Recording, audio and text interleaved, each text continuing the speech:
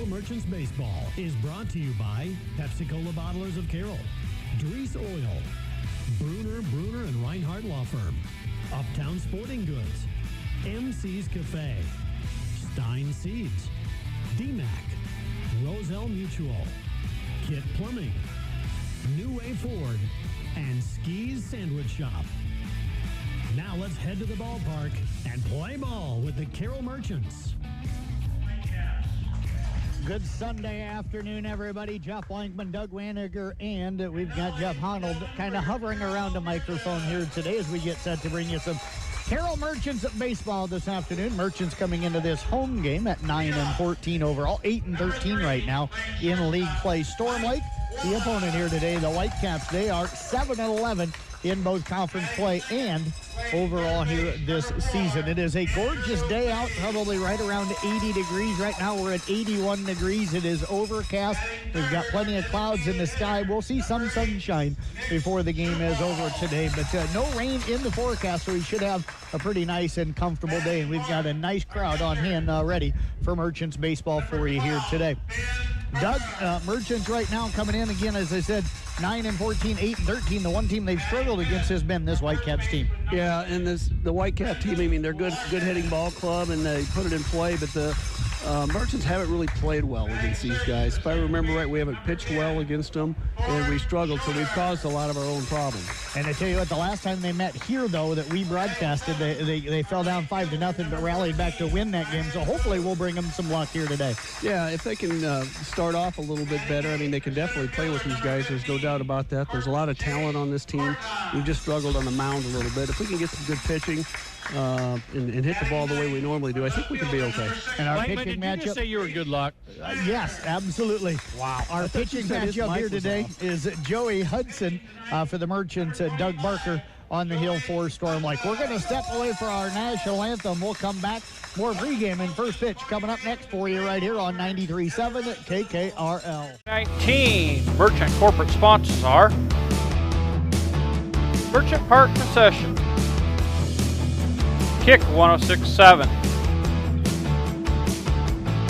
KCIM 1380 92.5, 93.7 KKRL. And now, on to the broadcast booth. We would like to thank these great Merchant program sponsors for 2019. Bloomers Bar and Grill, Echo Electronics, Roman Stephenson Sons Construction, Gretaman Associates Insurance and Real Estate, Region 12 Council of Governments, Windstar Lines, Pro Auto, United Bank of Iowa,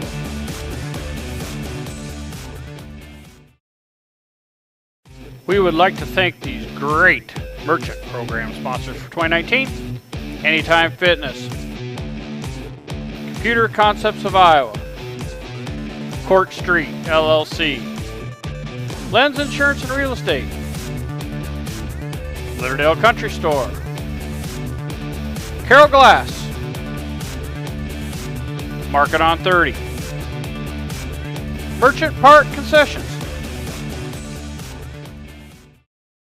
I'd like to thank these great Merchant program sponsors for 2019. Commercial Savings Bank, Dries Company, Raccoon Valley Electric Co-op, Mid-Iowa Insurance and Real Estate, Charlie Steakhouse, Southside Lounge, Carroll Dental Associates, AAA Seeds, Barron's Construction, Roselle Mutual Insurance, Johnston Communications.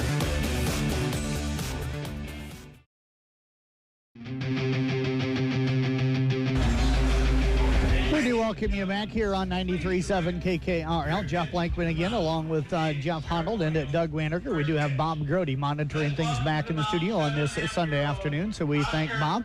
Our host here today, or the sponsor for the Merchants here today, is Kit Plumbing, so we thank them for sponsoring the game here today. And Doug, you mentioned that you know the young man from Kemper. I couldn't see his face because he had the music sheet in front of it, but you said you knew who the young man Josh was. Tigas. Josh Tigas. Yep. Josh Tigas doing the national anthem here today. Performed it with his trumpet. So You asked me if I know him. He took my daughter to prom. Yeah, I know who he is. I figured you probably did. That part of it I didn't know. No, So, Josh did is you a give good- him the look or the talk? Oh no, Josh is a good kid. He's one of those kids that, as a dad, that's the kind of guy you want taking your daughter out. So. No, he and Abby are real close friends. Yeah, so. I know. I just had to have a little fun. Yep. All right. That's easy to have fun with, isn't it? Yes, it is. Absolutely. So, beautiful day for baseball here today. They got the lights on already. I'm a little bit surprised at that. There's a some little cloud cover in the back, but Yep. there's not supposed to be any rain come out of it. So They've been doing it early. Have The last few nights. Yep. Okay. Good crowd on hand. People continuing to file in. So, head on down and enjoy some Merchants baseball here today. My little broadcast partner, Adam Melnick, Okay. got his Pro Hot going on I there. see that. Yeah. I have to get him on camera with that do. Yeah, and got to give a quick shout out to Nancy O'Rourke, who's here today. She came up and said hi to us here a little bit ago. Gave me a hard time that I didn't see her. I don't think Nancy misses a game. I don't think so either. She's I a don't know regular. I don't know if she always loved baseball or if that was something that her late husband instilled in her, because Terry was a huge baseball Yes, he fan, was. big Milwaukee Brewer fan. Yeah, you could talk baseball with him 365 days a year, and he always brought up something you didn't know. Yeah, I worked with him out at American Home Shield, and he would stop by my office on a pretty regular basis and give me a rough time about the Orioles or say something about. He was always cussing his Brewers. Well, I was out, going to say, you the know. Brewers very rarely did much to have him be happy about Yeah. him. That was for sure. You know, Yeah. with this crew, it wouldn't take much to teach us. Yeah, no. It's a low bar. Yeah, especially with you. Oh, absolutely. Waddle didn't do a very good job of teaching me anything. Let's take a look at our lineups here tonight for Storm Lake. Tyler Brandenburg will lead things off and play shortstop. Blake Bergquist is out left. Coleman Roberts is the second baseman. Bryce Smith is the DH. Eli Young's out in right field. Tyler Ward is at catcher. Colton Mills is at third. Christian Clear is at first base. And Noah McCreary, the center fielder. And Doug Barker is pitching and not hitting tonight. First pitch on the way is a check swing in there for a strike to Brandenburg, and the count is 0-1. Don't have any information on Joey Hudson. Honnold, I'm going to ask you, have you had a chance to see him throw yet this year? One time, but I really limited. I think he did one inning. Okay, there's a Like strike on on the camera. outside corner, and he's quickly out in front. No balls and 2 strikes. He's a joker, I can tell you that. He's got me a couple times down the dugout. Speaking Well, of that, I'm sure everybody owes you down there. I was talking to Coach Williams today and said, I almost feel bad. That one's going to miss outside. 0-2 pitch just missed outside, yeah. We were feeling bad that we really haven't picked on him yet. I said, he might think we don't like him because we've actually been nice to him all year. Well, you know, he's a good kid. It's kind of hard to be mean to him. I know, but we got to figure out something. 1-2 break. Pitch misses inside and almost hit him. Count runs to 2-2. Yeah, he didn't make a lot of effort to get out of the way of that. You know, the many of the games that I've been to, the home plate umpire can kind of dictate how the game goes. We've seen some varying strike zones, And we saw one there. The 0-2 pitch was probably closer to the strike zone than what the 2-2 pitch was, but he calls the outside strike for the first strikeout here in the ballgame. yep, he said, "Swing the bats, young man. We're not going to be here till 9 o'clock Yeah, tonight." and I like that. I am do very too. much a fan of big strike zones and forcing batters to go up and swing the bat. We had this umpire last weekend, and he has a nice wide zone. Bergquist, the left fielder, up now for Storm Lake. 1 out, nobody on. There's a fastball in there for a strike, and the count is 0-1. Yeah, knees to letters, and anything in between is good with me. Absolutely, and then give him about an inch or 2 inches outside of the plate. I'm okay with that, too. I think that first one was a little bit more than a couple inches, but nonetheless, he sent the message. 0-1 pitch, breaking ball, miss. Count runs now. Holy 1 cow, ball and look 1 who just strike. walked in the building. Is that Eden? Eden. Yeah, Edie's here. yeah. Yeah, been a long time since I've seen her. Good to see her, by the way. Well, and there is going to be a hit by pitch. Sporting her Kit Plumbing and Heating shirt. Yeah. Hey, help me out here. The umpire at first base, I've been seeing him a lot lately, and I know we know him. I think it's from volleyball, but I don't know. I can't place him. So if you see him, Okay. Yeah, you're asking me a question I probably don't know the answer to. I know so. I'm not asking the name. I'm just He asking acts like how we we can know actually him. see the field. Yeah, you know me. I don't know names. No, but you can help me with the reference because I know we Okay. know him from somewhere else. First pitch misses outside to Coleman Roberts, the second baseman. The count runs to 1 ball, no strikes. The guy that's at second base has a short fuse. He lit up the team last week. I think it was Bancroft. But the first base umpire ran him in the 7th. So 1-0 pitch coming up. 1-0 pitch is flied out towards shallow left field. Coming in is going to be Snyder. Heading out will be the shortstop, and Wallace will make the catch The second out of the inning, and Doug, that looked like good communication there. Both guys breaking hard on the ball. Normally you see the left fielder take that, but Reese stepped aside and left Wallace. Yeah, there's verbal communication and there's physical communication, and you can see the shortstop with his verbal communication. He was hollering, but you could hear him. But you could also see with his hands, and Reese was looking at his hands going because he was pushing him away. I got it. Bryce Smith, the DH, now steps in for the Whitecaps, and we're going to get a timeout called at home plate before the first pitch. And Reese did exactly like the outfielder did. He left him take it and was right behind him to make sure that if the ball happened to pop out of his glove or anything like that, he was going to be right there to catch it. Unlike the Cardinals out in left field last night. I still think Fowler called him off. Pitch on the way is going to be a hit my pitch. So runners now going to be on first and second here. That's two cases where Hudson's curveball didn't curve. Yeah, and he had one early against Brandenburg that almost didn't break. That'll bring up the fifth guy in the lineup, the right fielder Eli Young. So 2 out and 2 on right now for the Whitecaps. We're here in the top of the first inning. 9-inning game, if I remember right today. 9-inning game. It's this weekend game. Yep. Hope we're not like last week. It was 18-15. Yeah, I hope not. I might leave before that one gets over. I thought about it. Pitch on the way. Strike on the inside corner, and the count is 0. And we'll leave Doug here to call the rest of the game if that's the case. He can do it, though. That's I know he could. could. I got my nap, that's for sure. I certainly shouldn't have any reason to fall You got a asleep. nap in this afternoon?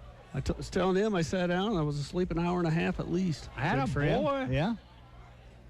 0-1 pitch coming up. Taking a long look back at the runner at second base. That pitch just misses outside, and the count runs to 1-1 now at Young.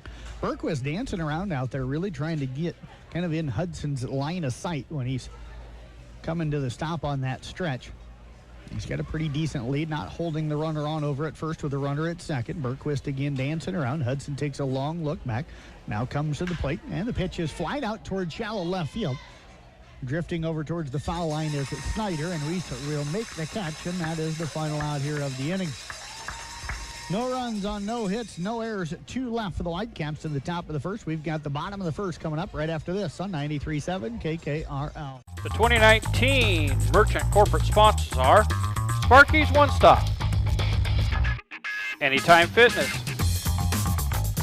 Ike Allen Distributing, Merchant Park Concession, Culver's, Giant Seeds, Pit Stop Auto Wash, Platinum Fitness. And now, on to the broadcast booth.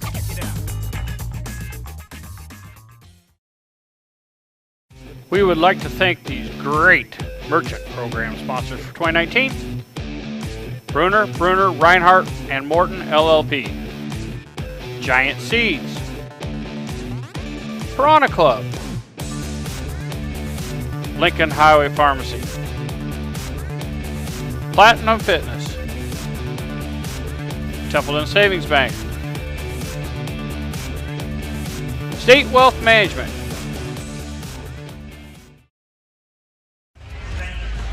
Let's take a look at our starting lineup for the Merchants here tonight. Leading things off, we have a shortstop, Michael Wallace. Playing third and batting second is Andrew Fay. The DH, Nick Supel, will hit in a 3-hole. Batting cleanup and catching is Ben Berg. Over at first base batting fifth is Brendan Larkin. The second baseman, Ford Schrader, will hit in the number 6-hole. Playing right field batting seventh is Ryan Booth. Out in center field batting eighth is short Chase Corton. And the left fielder, Reese Snyder, is in the number 9-hole. Again, Joey Hudson is going to be pitching tonight and not batting. They'll be facing Doug Barker from Storm Lake. The rest of that Storm Lake defense tonight, Tyler Ward behind the plate. Christian Clear is at first. Coleman Roberts at second. Colton Mills is at third. Tyler Brandenburg is the shortstop. The outfielders tonight from left to right field. Blake Berquist in left, Noah McCreary in center, and Eli Young is the right fielder here tonight. Jeff Blankman, Doug Waniger, and Jeff Honnold with you. And Jeff, I just got to thinking about this. We have not come up with a nickname yet for Waniger, so we've got to think of something. All the rest of us have some kind of a crazy nickname. We have not thought of something for Doug yet. He's such my elder that I don't want disrespecting. Well, he probably hit on it right there. So is that his name, the Elder? There we go.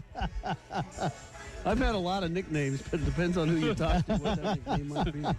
I've had a lot of names. I don't know if they're nicknames or not, but I've been called a lot of things. Michael Wallace will step in. First pitch from Barker on the way. Going to be a breaking ball. Misses low and away, and the count runs to 1-0. This starts the first night of a pretty long run for all of us. Yeah, there's a lot of ball games this week. You get into tournament trail in the high school scene, and then there's a good amount of merchant games this week, too. 1-0 pitch up top. Going to run the count now to 1 ball and 1 strike. Yeah, we've got softball playoffs and regular season baseball tomorrow at noonish. Carroll against Kemper will get underway at around noon. I'll have that game on KCM. There's a ground ball base hit out in the left field for Wallace. So a leadoff single against Barker, and we know that Wallace runs really well, guys, so would not be at all surprised to see him take off within the first couple of pitches, because Barker doesn't look like, as of right now, at least out of the windup, he doesn't get it to the plate real quick. Yeah, he's got a slow delivery, so I think Wallace is going to get a good read on it. He probably won't go with the first pitch, but... Don't be surprised with Fay. He's been hitting pretty well. They might even try a little hit and run. So Fay, the third baseman, will stump in for the Merchants. Again, that Carroll-Kemper baseball game tomorrow right here at Merchants Park will be on KCIM. JV game gets underway at 10, figuring varsity around noon. That's a reschedule from last Wednesday. Last Wednesday. There's a fly ball out in towards right field. Young coming in. And that ball is going to drop. They'll have a play at second, but getting down to second in time is Wallace. So back-to-back base hits for the Merchants puts runners on at first and second with nobody out in the batter will be the designated hitter, Nick Supel. That's one of those situations where the runner at first base is kind of hung out to dry because he's got to get to second if it drops. And that was a close play. The second baseman thought he had him. I actually thought they were going to call him out. Wallace needed all that speed. He did get down there. Now we've got runners at first and second with nobody out. You mentioned Wallace's speed. He needed all that. Roberts was headed out. Young coming in. Neither one of them able to get there to make the play. Now Supel, who had a home run jump set the other night, will step in. The right-handed hitter against the right-handed pitcher. Pitch on the way. That one's in there for a strike, and the count is 0-1. Tomorrow night for softball playoffs, I'll have Audubon at Elkhorn Kimballton on KCIM beginning at 5:30. We'll have Mr. Honnold down at Coon Rapids. He'll have Caminita at Coon Rapids Bayard at 7 o'clock on KKRL. And then John Ryan will be in Wall Lake as East Sac hosts the Pocahontas Area Ball Club. And that'll be on Kick 106.7. So we'll have 3 playoff softball games tomorrow night, plus Carroll and Kemper baseball at noon on KCIM tomorrow. Well, we've got a quick timeout. You got John out of retirement? I did. Is he going to make it to rewind then, or is he going to need to nap in? He might have to nap. We'll see. It's his birthday today. I forgot to send him a text message. I sent him a little picture today. I thought he'd enjoy it. Anybody that knows John Ryan, send him a quick text. Wish him a happy birthday. It is his birthday here today. He must be about 60. I'm figuring about 65, yeah. I want to ask him Tuesday. Pitch misses outside. I won't say anything about the gray hair he's got because he didn't like that when I brought it up when he was down in Australia. That's true. You brought up about the Grecian. Yeah, that didn't go over well. I looked today in the mirror. I got a lot of gray going on. Yes, you do. I have to shave this back off. the funny thing is the elder over here is probably the one with the least gray out of all the 3 of us. That's because he dies. Yep. Runners on first and second. Nobody out. Breaking ball down in the dirt to Supel. Count runs to 2-1 now on Supel. Give a little shout out to Randy. You know, my boy down there at our Natural Look Salon. Yeah. No, for the record, I don't die. I want to know how you had, because your dad didn't have a whole lot of hair. I'm kind of surprised you're that thick yet. Yeah, it's all there. It's whatever. That's all I got going for me, I guess. I'm not going to give you any. 2-1 pitch coming up. And the pitch on the way is going to be taken up top by Supel, and it's now 3 balls and 1 strike. So after giving up a couple of singles to Wallace and to Fay, Barker right now struggling to find the strike zone here against Supel. Next batter again is Ben Berg. I don't know if you heard the cowbells during the commercials, but he threw one to the backstop, and they made sure they cheered him. Pitch on the way. That's going to be a breaking ball. Catches at the corner, low and away, and the count runs full now on Supel. Yeah, Supel's been hitting the ball well. We don't get to keep stats, but I know all the games that I go on, you can count on him for a couple of hits. It seems like every ball game puts it in play, doesn't strike out a lot. He's GHing tonight, correct? Yep. Yes. Kind of odd not keeping a book order. 3-2 pitch coming up. There is a foul ball back out of screen. I could have brought you one. I have 2 of them behind me. Count remains 3 balls and 2 strikes. Oh, that's right, because today was supposed to be your day off. But then you told me to turn your mic up, and I'm sure the audience is thinking why. Because I got to defend myself. I don't trust you. It'd be interesting to see if the Merchants run on this pitch. 3-2 pitch here. Barker again taking his time out of the stretch. The righty comes to the plate. There's a chopper foul. They were not. And the count remains 3 balls and 2 strikes. Supel. You can either ignite an inning or run yourself right out of an inning. It depends on what your philosophy is going to be. I like to see him force the action a little bit. Yeah, and I'm surprised that Cody wouldn't do that, considering he played, under Randy Snyder, who was aggressive on the base path. Rod Berg and I talk a lot about the difference between baseball and softball. I'm bunting in this situation. Even with 3-2 count, I still might bunt. 3-2 pitch.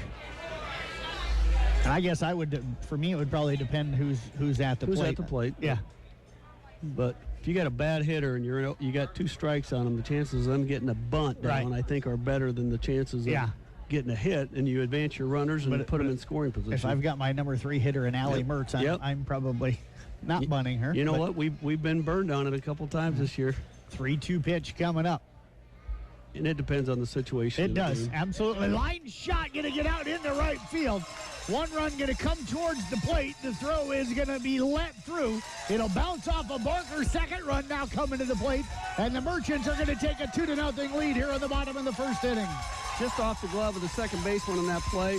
And that went from being a double play or a near-miss double play to a 2-run single as it turned out, and he advances to second on the throw. How about Fay, though, being alert there? That ball got all the way back to the backstop and kind of held up. He took off with his speed and got that second run in. That's heads-up baseball. Right, that's what we always tell those runners. Don't ever turn your eye from the play. Don't ever think the play's over. Yep, Supel advances up to second on the play as well. Merchants lead it here 2-0. Ben Berg going to step in. Benny's had a real solid year. Back behind the plate again today. Yeah. He's just a good baseball player. Barker with the pitch. That's going to break low and away. And well out of the strike zone, and the count runs to 1-0. Brendan Larkin, who needs a new pair of pants, the way it looks, is going to be checking in. I think that's from being hit there so often. I'm kind of wondering. He got hit twice last night, or the other night. They're having trouble, they said, finding pants for everybody. There's a chopper, a base hit. That's going to get out into left field. They'll hold up Supel.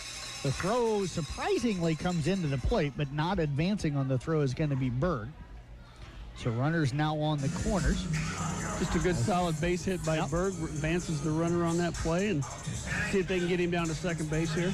So Brendan Larkin will step in. Larkin's had a really good year. Again, folks, as Honnold has said, probably leads the league in hit by pitches. He's got to be between 15 and 20 now, because the last time I was here, he was at 12, and you said he got hit 2 more times last night. I'm thinking he's around that 16, 17 mark right now. Berg with a decent lead over at first. Clear will hold him on. Pitch on the way. Oh, yeah. There's a shot. That one could be gone. And it is. The umpire looking a fair ball, and it's a home run. A 3-run blast off of the bat of Brendan Larkin, and the Merchants take a 5-0 lead. Yeah, he hit that about 360. The only question was whether it was going to be fair or foul. From this angle, I couldn't tell, but the umpire had a good clear look at it and gave the signal for home run. Let's hope that gets him ignited. That kid has gone through a lot, just in injuries and everything else, and he's got the stroke. It's nice to see him using it now. I was going to say, that ankle looks like it's a little better, but it looks like he's got a brace on it. He hurt it the last time I was here. Ford Schrader will step in now, the second baseman. Schrader, Jeff, kind of new to the team a little bit. Yeah, he was here as a freshman, and then got a knee injury rehab. He played for Augustana last year and made a run with them, and actually just called. He was working up in Sioux Falls and said, hey, coming down, do you guys need anything? And they said, hey, can you play? So he went out and bought new cleats. Pitch on the way. Breaking ball in there for a strike, and the count is 0-1. And the last I talked to him, he was using an old glove that he borrowed that he found from his host family's house. So was he the one that came down to visit his host family? Yep. And they said, hey, we could use you to play, so he's playing. Yeah, came down to see the Mallocks, and ended up playing the other night. He's here for the duration now. 0-2 the count right now on Schrader. Real nice kid. Yeah, this baseball season's really rolling along. Over half the games are over already, and 0-2 pitch misses outside. Jeff, I see Christopher Kristoviak over to our right handing out tickets. He's got a black eye. Do you have any idea why? I wanted to ask him tonight, and he didn't come up here. Okay. Hold on a second. I'll ask him. 1-2 pitch misses, and the count runs now to 2 balls and 2 strikes. So Ford Schrader plays for Augustana, Jeff? Yes, sir. Correct? He said he got in a fight with the walrus. That means must be a girl knocked him out. 2-2 pitch taken up. Count runs to 3-2. Might be Adam. Adam might have done. Where's Adam at? He'll tell me. Bunker's got to be a little frustrated because he's struggling to find the strike zone, and when he does, they hit it. Pitch on the way. There's a flare out towards right field. That'll Get a runner up to first. Thought maybe that would get far enough for Schrader to dig for second, but it doesn't. A single. And it's now 5-0 with a runner at first, and still nobody out here in the inning, and we're going to get a visit to the mound. Noah Paper, the head coach for the Storm Lake Whitecaps, coming out to talk to his young pitcher who's struggling a little bit to start the ball game. Noah. 6 hits already on the night for the Merchants. Noah's a young guy. I go down in the dugout trying to find him, and he mixes in well with the It players. is, It's hard because to hide he him. was standing right at the end of the steps today. I walked down there, and I'm like, he's like, hey, can I help you? And I'm like, yeah, I'm looking for the head coach. He goes, that would be me. Yeah, nice young guy. He's Yeah. probably heard it before then. Yeah, I didn't say anything to him, but I was like, wow, you look like you could be a player. I wish I still looked like that. I do say that. You never looked that good. I wish I was that young. I don't know if I'd want to go back to being that young, but I think I could handle looking like I was. Yeah, that's probably true. I don't know if I'd want to have to go through the last 20 years over again is the thing. Ryan Booth, the scheduled hitter. He'll step in. Visit over to the mound is over. Yeah, the last 20 been pretty good for me. It was the 20 before that that were probably a little rough. Pitch on the way. Gonna miss low and away, and the count runs to 1 ball and no strikes. My last 28 have been awesome. Is it your anniversary today? Close. It's getting there. I don't even know why he thinks he needs to suck up. Yeah. Pitch on the way. Have you not been around me? I take every good I shot tell you can. what, after the comments that he was making out at the Muni there to Lisa at their party here a couple weekends, or was that last weekend? It was Yeah, Fourth he's of got July. he's got a lot of digging that he needs to do. Yeah, that wasn't good. You know what? Lisa's got nobody to blame but herself, does she? Yeah. But there's a special place in heaven for her. We all know that. Absolutely. Yeah, right beside me when I get up. Crowd's filling in a little bit more and more as the game goes on. 2-1 pitch on the way. There is a chopper foul at the plate. Count runs to 2-2 now on Booth. Chase Corton is waiting on deck. Say we're over 300 so far for the night. Yeah, probably real close to that. I've been pretty good at the counts lately. We got JP back, so we'll get our count. He was in Arizona. He's spending a week down in Arizona and relaxing. He's not allowed to do that in June or July, is he? Why would you want to do that in June and July? It's like 110 down there. 2-2 pitch, breaking ball, misses inside, and the count runs full on Booth. I don't ask him silly questions. By the way, folks, I do want to let everybody know that wants to tune in Tuesday morning to our Rewind program, 9:30 to 10 o'clock on 1380 KCIM and 95.1 FM. We will have Blaze Gunnarsson joining us to talk about his college decision. And I'll have my baseball bat to beat him. 3-2 pitch, swung on and missed. That'll be the first out here in the bottom half of the first inning. That's just a really exciting opportunity for Yes, a it young is. man. I mean, we see all these kids play college football and stuff, and you don't realize the recruiting process that they all go through and the pressure that they're put under. I know I've talked to several of his family members, and they're just glad that the decision's been made and he can kind of go on with his life a little bit. Yeah, I'm happy for him that he doesn't have to I am worry about it anymore. There's a chop route towards second. This could be 2. There's going to be the tag by Roberts. The throw to first is in time. So Corton grounds into the 4-4-3 double play, and that will end the inning here. But the Merchants put 5 runs across the board. They get 5 runs on 6 hits. There was a 1 error. They leave it. Nobody left on base. We're through 1 complete. Merchants on top here 5-0. We're back in a minute on KKR. 19 Merchant corporate sponsors are Merchant Park Concession, Kick 106.7, KCIM 1380 92.5, 93.7 KKRL. And now, on to the broadcast booth. Carroll, proud sponsor of the Carroll Merchants broadcast. I choose Stein because they are the leaders in innovation. It's a great, great team.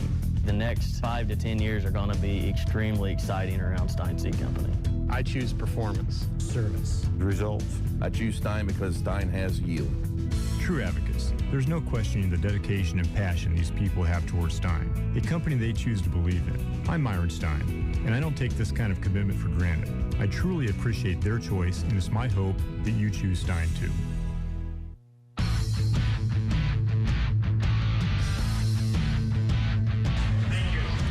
I'll be back. Jeff Blankman, Doug Waniger, and Jeff Honnold with you here tonight. Honnold disappearing for a little while, so we'll turn his mic down. But Doug, a really good first inning for the Merchants. The two other times that I've seen them anyway against the against the Whitecaps, they've fallen behind 5-0, and they just turned around and flip-flopped that here tonight.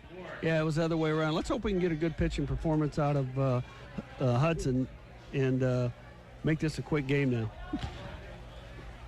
By the way, I did text John Ryan happy birthday in between the half innings here. He just texted me and said that he's going to retire. So Tyler Ward, Colton Mills, and Christian Clear are the scheduled hitters here today. Just got a text from Mr. John Hayden down in Coon Rapids listening to the broadcast today. He said, Coon Rapids is well represented with Honnold and I said, I don't know about well represented, but represented. But good luck to John and John Waddle. John, a great coach down there with that coaching staff, you bet. Do quite a job winning the conference championship this year. We got another hit batter. Yep, third one of the ball game here tonight for Hudson. Talk about two guys that know the game of baseball. We could sit down and learn from them, that's for sure. Yeah, that's for sure. A lot of people could. Yeah, absolutely. Colton Mills going to step in. Did want to announce here real quick, we do have other playoff softball games tomorrow night. Glidden Ralston will be at Woodbine. The other games around the area are we visit St. Albert, and IK Manning host Tri-Center. Will not be able to get to those tomorrow night. We'll try to get to some of those teams as the playoffs continue. First pitch to Mills misses outside. Count runs to 1-0. When you got 7 teams playing in the playoffs and they're all at different locations, I can't quite get to everybody on the first night. And I think Kipper's got a baseball game tomorrow night, too. I think they got a doubleheader tomorrow. They play Atlantic, I think, here tomorrow night. Is it Atlantic? Let me look. 2-0 to count right now. They did. I'll have to Friday in a disappointing 3-2 loss in like 10 Gilbert. innings. It's Gilbert. Gilbert tomorrow night. Yep, That's what Gilbert I thought. Tomorrow night. I have so many games going on tomorrow, it's hard for me to keep track of everything. 2-0 pitch in there for a strike, and the count runs to 2-1 on Mills. Talking about Atlantic, Jeff, I don't know if you heard the scuttle or not, but they're talking about possibly putting in artificial turf down there. I've heard that. One of the gentlemen, one of the parents whose kids wrestle, and he said it's certainly something that's on the table. It's not final yet, but 2-1 pitch is swung on and missed. I've had a few conversations with some of their radio guys down there about that. So, be interesting to see if they can get her done. Yeah, I'm not a big fan of turf for baseball, but boy, when you've got a limited amount of time to get your games in and stuff, and if you've got the funds available to do it and put the turf in, it's not a bad way to go. No, there's a swing and a miss. Second strikeout tonight for Hudson. If he stays out here in the inning, and that's going to bring up Christian Clear. Staying away from his curveball, he's doing fine. He's just struggling to get command of his curveball with the 3 hit batters that he's had already. Well, that's been both pitchers here tonight struggling with their breaking balls. Might have something to do with the humidity. You think it actually would be beneficial. Well, hopefully it's not too strong. I got to go for about a 5-mile run yet tonight. Why would one have to go for a 5-mile run? Because I didn't get one in this morning. Pitch misses inside to Clear, and the count is 1-0. I got news for you. I didn't get one either, and I don't have to take one. Well, but I still got 20 pounds I want to drop. So I got that problem too, but need to get on my bicycle. I rode up to Breda the other day on the trail. There's another hit batter. Hit my pitch. Same situation. Yeah. Curveball coming across the plate, and it curved into the left-handed batter's box and hit the hitter. Clear right on the hip. And that is the 4th hit my pitch for Hudson here tonight. That'll bring up Noah McCreary, the center fielder, his first time up. Number 9 guy in the lineup, so that means that the Whitecaps will start their second time against Hudson coming up with the next batter. 2 on, 1 out. Top half of the second inning, 5-0. Merchants with the lead. So far, those hit by pitches have been what they call effectively wild. Pitch on the way. Line drive over to Larkin. He'll glove it. Steps on the bag for the double play. L3-3U ends the top half of the second inning. And the Merchants to get out of a little bit of trouble. And no runs on it, no hits, no errors, 1 left on base. We head here to the bottom of the second. Merchants leading this one 5-0. We're back in 1 minute here on KKRL.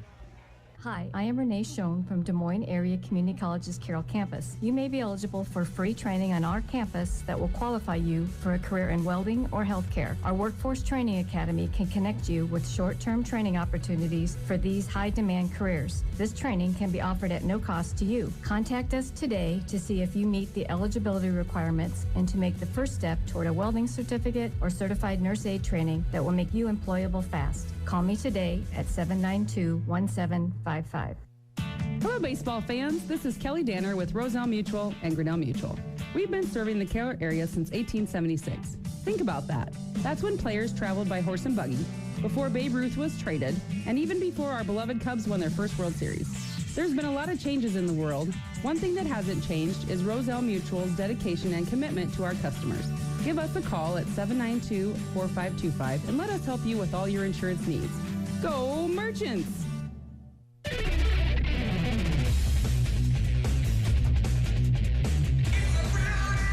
Well, the Merchants put 5 on the board in the top of the first. We'll see what they can do here in the bottom of the second inning. They lead it right now 5-0. Reese Snyder will be followed by Michael Wallace and Andrew Flay. Jeff Blankman and Doug Waniger with you here tonight, or this afternoon, I should say. Jeff, I'm not going to turn you up.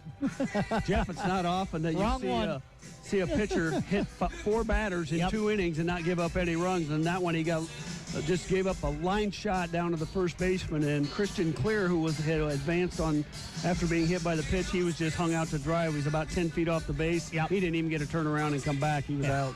Terrific play by Larkin. Lucky in a way for the Merchants, but a terrific play by Larkin. It was lucky that it was hit right at him. He didn't have to move. Yeah, that ball gets by him. It's about another 3 foot one direction or the other. It's probably out in the right field. Yep. In the corner for 2. Sometimes just getting yourself in the right position is huge, and Larkin was in the right spot. So Reese Snyder will step in, the former Kemper Knight, again up at Morningside playing some college baseball. He'll step in. The lefty has had a really nice summer. He's been busy as heck coaching freshman baseball as well. Yeah, Reese can play a number of different positions. You'll see him on the infield. Tonight he's in the outfield, out there in left field, and he's just one of those baseball nuts that loves the game, willing to put in the time that it takes to be a good baseball player. 1-0 pitch going to be on the corner for strike 1, and the count runs to 1-1. His batting average has probably struggled a little bit this year, but I know I've seen a couple games where he had a couple hits, and took him a while to get in a groove. 1-1 pitch, reaches out, pops that one down the third base line. Mills giving chase, not going to be able to catch it as it's in foul territory, and it dropped about 2 steps away from him, and the count runs to 1-2. Do want to give my former landlords, Adam and Jen Detlinger, they're here with their 2 daughters tonight, so I want to give them a quick shout out here tonight. Used to rent from them before I found a place. It's always better to be owning than renting if you can. Yep. They were really good to me, though, so I thank them for that. Michael Wallace will step in now, or excuse me, Snyder's still there. 1-2 count. You know, you sit at this field and another foul ball. This one's going to drift out of play up the third base side, and the count remains 1-2. Until you go to some of the other ballparks around, you don't realize how much room there is in foul territory. There's a good 120 feet, maybe. Yeah, probably. 1-2 pitch breaking ball in there for strike 3. Nice pitch that time by Barker. Got the breaking ball across. That'll be his second strikeout of the ball game. First down here in the bottom of the second. It'll bring up Michael Wallace. I don't think Reese liked that call. He walks back to the dugout about as slowly as his dad walks to and from the dugout in the baseball games. The nice thing is, though, is I guess not nice thing. The thing is that outside strike's been, I think, called all night long. Well, that's all you can ask for is consistency. So that is going to bring up Wallace, who singled and scored his first time up. I think this umpire knows that, the season gets long, the pitching gets a little bit short for some of these teams, and, the last thing you want to do is sit here and be playing baseball for 4 hours and 50 minutes and have 12, 15 walks and hit batters and that sort of stuff. So it's a 9-inning game. Just the other night, the 2 teams that were with the Merchants, them and their opponent combined for 25 walks and hit by pitch again. So, the second time? Makes for a second, like you said, a 9-inning game gets to be really long for the fans even sitting in the stands. 1-1 pitch coming up here. Yeah, you got batters just standing up there looking at pitches coming across and not having to swing the bat. That's not as entertaining either. Chopper foul, and Cody bobbling one over there. There's a chance to give him a little bit of a hard time as he was unable to make the play in the third base coach's box. Am I off probation? Yeah, you're off. I turned your mic down when you left. I got to go talk to my cousin. I haven't done that all year. Okay. Well, I wasn't complaining. There's probably a reason for that. It's his cousin that sees him coming. Yeah, move that. Yeah. It was kind of a funky little delivery, and we're going to get a hit by pitch. Yeah, he actually stopped halfway through his windup and did a little double hitch there. That was really strange. A little Louis, it wasn't even a Louis Tiant type action, but it was he pumped himself up a couple times on his. Oh, he's laughing. So I think he was trying to stop because he was talking to his catcher. I think he was trying to stop and couldn't get stopped. Well, it would have been a balk if he'd have stopped in the middle of the windup. Wouldn't have hurt him. Yeah. So Andrew Fay now steps in. Fay singled and scored back in the first inning. Part of that 5-run bottom of the first for the Merchants. Pitch on the way. Dismisses low and inside, and the count runs to 1-1. Murray is here today, Jeff. Murray, the mascot. Yeah, been here the last couple times. Thanks to the folks at Serendipity. They're the ones that been helping out with that. 1-0 pitch, runner goes. That ball's going to be up in the air to the first baseman. He'll make the catch. Actually, that was a chopper at the plate. I thought it was up into the air, but I did too.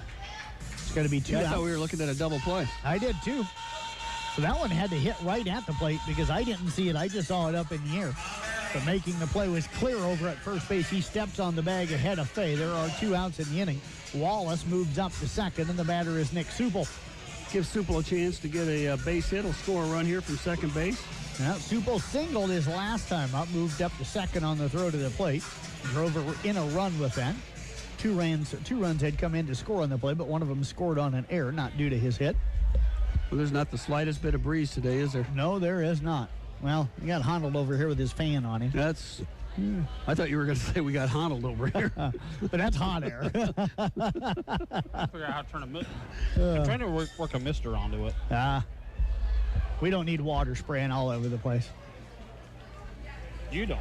Pitch on the way. It's 80 degrees, dude. The pitch misses outside, and the count's 1-0 to Supel.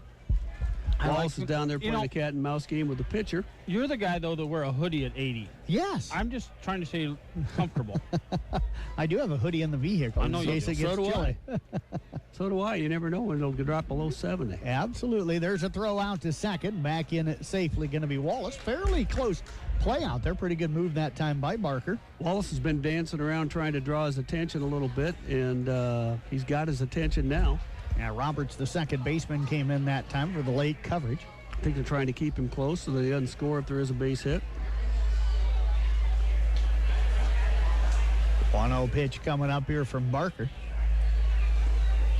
And the 1-0 pitch on the way. It's going to be taken low and away. That's going to get away. The throw down to third, not going to be in time. Only bounced about a foot and a half away from the catcher Ward, but Wallace paying attention and able to get down there on the pass ball. Again, I know the young kids out here listening can't hear us, but what Wallace did on that play is he was paying attention out there, got his lead, got his secondary lead, and as soon as he saw that ball to the dirt, he took off.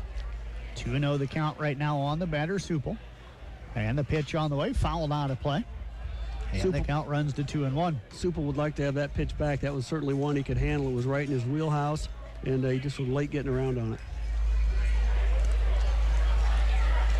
I know we've got a really deep center field here, but it just seems like McCreary is playing still pretty shallow with Supel at the plate. Now he's starting to back up a little bit. He's playing at about 360, probably 355, something like that. Yeah. 2-1 pitch. Going to miss outside. Count runs to 3-1. Wallace is getting a huge lead over there at third. Barker, of course, with a runner only on third, is coming out of the windup, so Wallace taking advantage of that. I think even if a ball only gets 5-10 feet away from the catcher, he'll have an opportunity to score with that secondary lead he's getting. Yeah, he's got good speed, and like you said, he reads the baseball left as Supel walks. Yeah, ball 4. That one misses low and away. First walk issued tonight for Barker. And that's going to bring to the plate now Ben Berg, the catcher. Benny singled his first time up and eventually came around to score. Benny found a hole between third and short his last at bat, drove in a run. Been struggling just a little bit. I mean, he's been getting some base hits, but timing just a little off. See if he can maybe barrel one up now. Got him hitting in the 5 spot tonight. Actually in the 4 hole. Pitch on the way. There is a breaking ball in there for a strike, and the count is 0-1. I think Benny trimmed his curls a little bit, didn't he? He did. He took like 4 inches or something like that off. Yeah. We teased him about the look early in the season, and took him about 2 weeks, and he trimmed it up. There's a swing and a miss, and the count is 0-2. I think what it was is it got a little warmer. Yeah. And I think he felt the need to make it a little bit shorter. It must get cold out there in central Nebraska where he plays out there at Concordia. Well, he said he doesn't have to be around Coach Berg or Coach Snyder, so he could grow it out a little longer. 0-2 pitch coming up here. Runners on the corners, 2 outs. We're in the bottom of the second. Merchant still looking for that first hit here in the inning. Pitch on the way. Breaking ball just misses inside. He's called that pitch a strike. He has. I noticed you waited on it, too. Yep. See if Ben can come through with a big 2-out hit here. Put another run on the board for the Merchants. Larkin waiting on deck. Pitch on the way. There's a shot base hit out into center field. Run going to come in to score. Supel going to move up to second on the play, and Bergey's got his first RBI here tonight. Just a good job of hitting. Saw the pitch, just waited, and drove it into center field. Nice line shot base hit. Merchants lead it now by a score of 6-0. 7 hits on the night right now for the Merchants.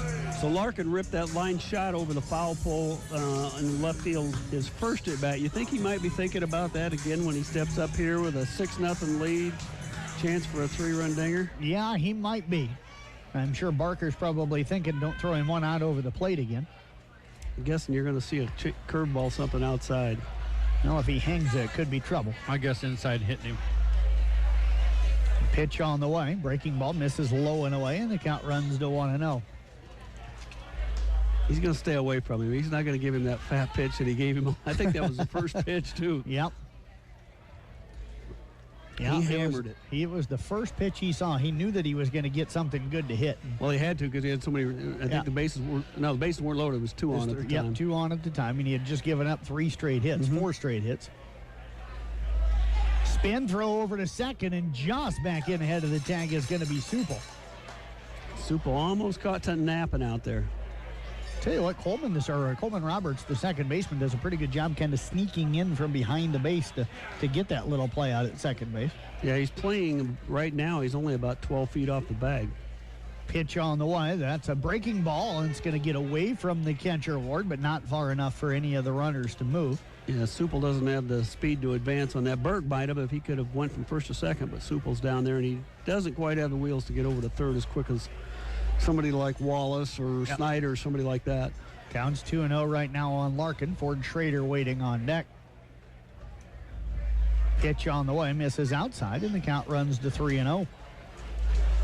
Almost an hour into this one, guys, and we're still in the bottom half of the second inning. It could be a while. As we predicted, he's not going to give Larkin anything to hit. No, I might be running after dark tonight at the rate this one's going. Anybody sees him, go after him. 3-0 pitch in there for a strike, and the count is 3-1. Do you wear blinking lights or anything that I know what to aim at? Not after. Well, I haven't had to run after dark, but I might have to tonight. Again, we got Supel out at second, Berg on at first.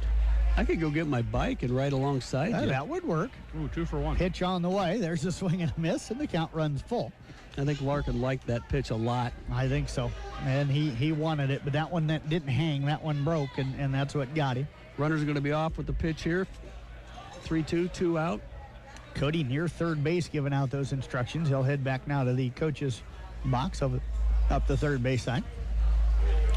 And, Jeff, while we have a second, Trey Mullenberg, the assistant coach you were telling me, he's got a new job after the season ends. He's going to be at Western Illinois University, D1 program, so congratulations. Yeah, Trey. Absolutely. Good job for him. Congratulations. Got a chance to talk to him briefly before the game. There's a pitch going to miss outside. And that is ball 4, so another walk, second one by Barker. And the Merchants have the bases loaded now for Ford Schrader, who hit a single and then was part of a 4-3 double play to end the first inning. Barker wanted nothing to do with Larkin on that at bat. Every pitch was outside. Did you say you had Trey talking? He's so quiet. Yeah, I went down, congratulated him, talked to him for about 30 seconds about his new job. So, really good guy. Yes. He's just a quiet guy. Yep. He's one of those real analytical, just sharp young man. Pitch on the way, in there for a strike. So what you're saying is he's nothing like you. Opposite of me. Tall, quiet, thin, and quiet, and good looking.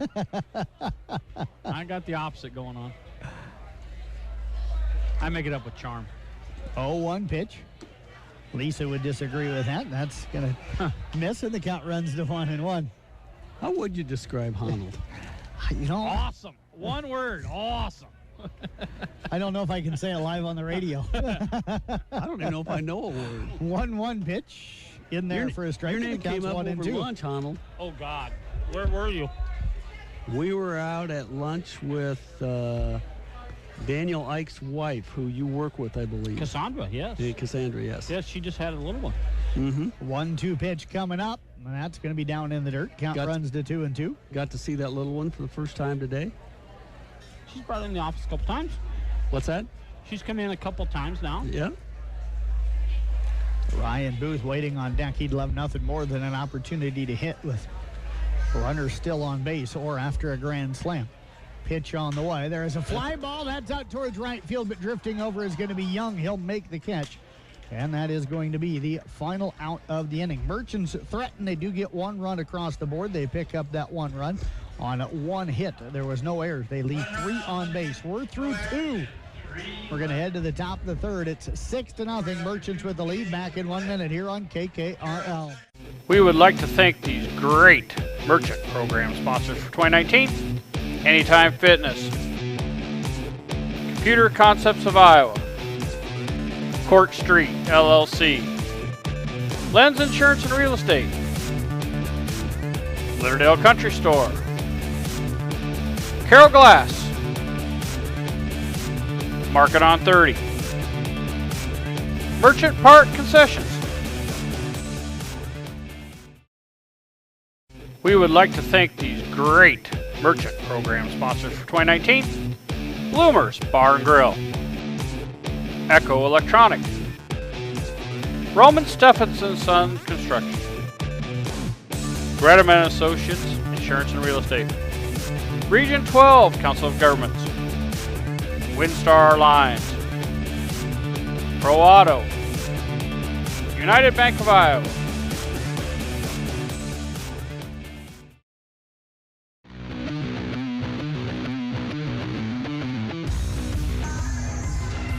Jackson Gross able to do something that Barry Bruner was not, and that's throw the ice cream thing through the Culver's cone and win himself a cone. So congratulations to Jackson. He's obviously got a lot better arm and better athletic ability than his dad does. I know Kevin would still be standing there trying to throw that ball through there and wouldn't be able to figure it out, I'm guessing. I know his mom Barry Bruner is the only one I've ever seen not make it through there, though. Everybody else has made it, so.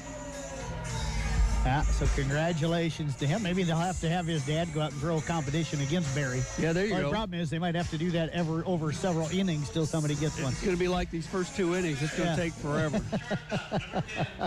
We head here to continue it in the 4th inning. Yes, we head here to the top of the third. Tyler Brandenburg, Blake Berquist, and Coleman Roberts are going to be the scheduled hitters for the Whitecaps of Storm Lake.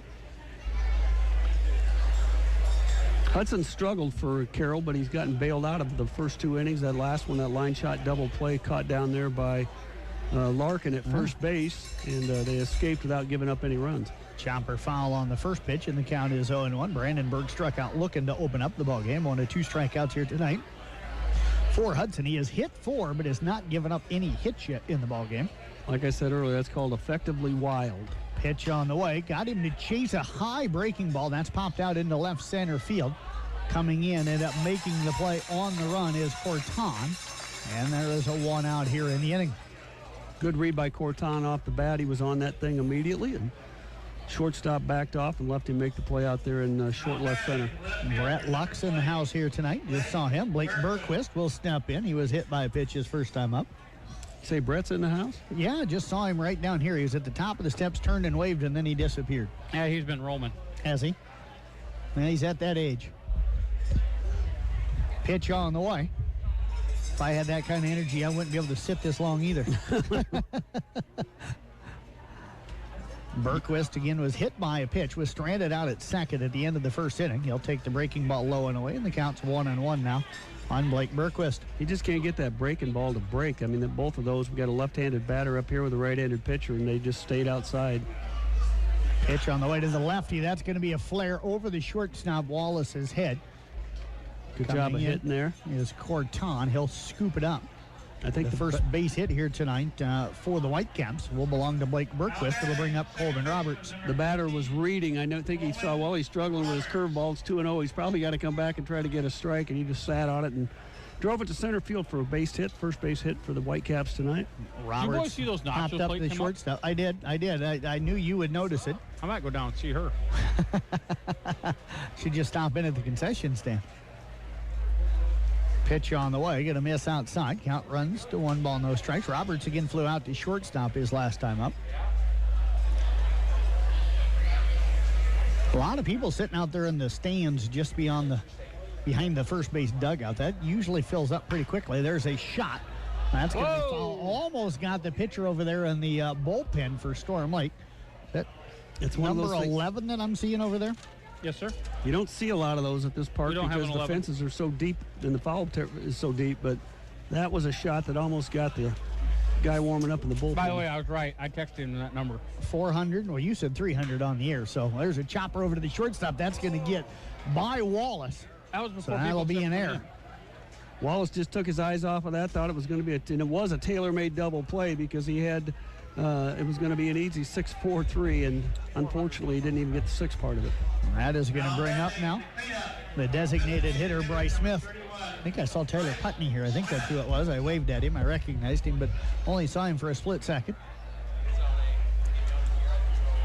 So that'll bring up Smith. He was hit by a pitch his first time up. Runners at first and second. Larkin playing in front of the runner. There's a chopper foul up the third base side. Smith's a big guy. Yes, he is. And the count's 0-1. We call him Mr. Smith. He's, what is he, 6'2", probably? Well, he might be a little taller than that. 6'3", 220? Yeah. 230? 240? He's solid. He's a big boy. He is. He had some hard hits the other night. He looks like if he got a hold of it, he could send it around on a long ride. 0-1 pitch in there for a strike. Nice fastball right down the middle of the plate at the knees, and the count is quickly 0-2. I haven't seen many pitches right down the middle of the plate, but that one was there. Yeah, if he'd have been sitting on that, he'd have hit it. He evidently wasn't expecting it. Especially with an 0-1 count, he probably thought he was going to go back to that curveball that he struggled with and see if he could sneak one in. Eli Young waiting on deck right now. Whitecaps threatening to try to get back into this one, down 6-0. Hudson out of the stretch, pitch on the way, swung on and missed. And there are 2 outs here in the inning. That was a nice definitely his best breaking ball. Definitely his best curveball. And I started across the plate, broke off into the outside batter's box. Almost actually like a slider. It really kind of stayed on the plane but dropped a little bit, but more left or right than up to now.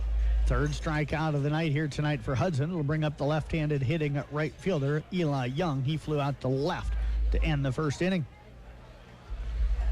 Pitch on the way. There is a chopper off of the bat, and the count is going to be 0-1. Not too often you see that. We're on his follow-through. The ball bounced up and hit the bat again and then bounced back towards the backstop. Did you watch last night during the Cardinal game, the umpire took a foul tip to the chin. Yeah. Knocked him out. Wow. Standing up. He was out cold standing. They finally had to replace him. We had one the other night in the Atlantic Kemper game. And the home plate umpire took a fastball off the forearm. The catcher from Atlantic just plain missed it.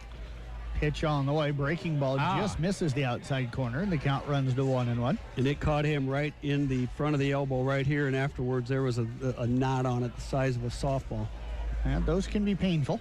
Ted Geringer in the house here today.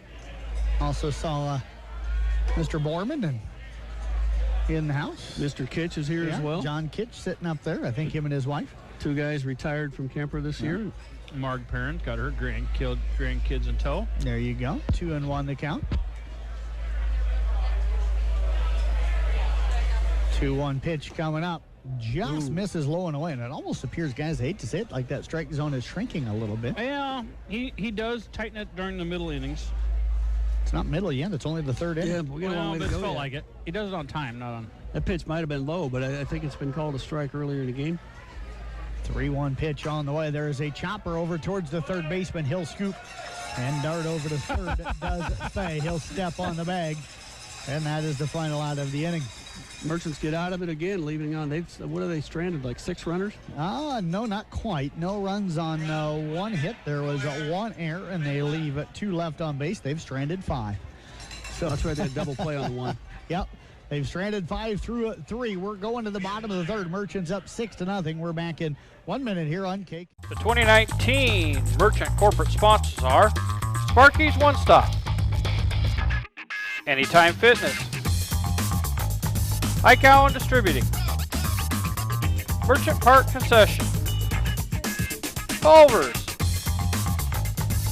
Giant Seeds, Pit Stop Auto Wash, Platinum Business.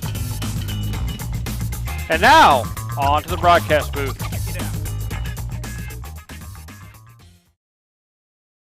To thank these great Merchant program sponsors for 2019, Commercial Savings Bank, Dries Company, Raccoon Valley Electric Co-op, Mid-Iowa Insurance and Real Estate, Charlie Steakhouse, Southside Lounge, Carroll Dental Associates, AAA Seeds, Parents Construction, Roselle Mutual Insurance, Johnston Communications.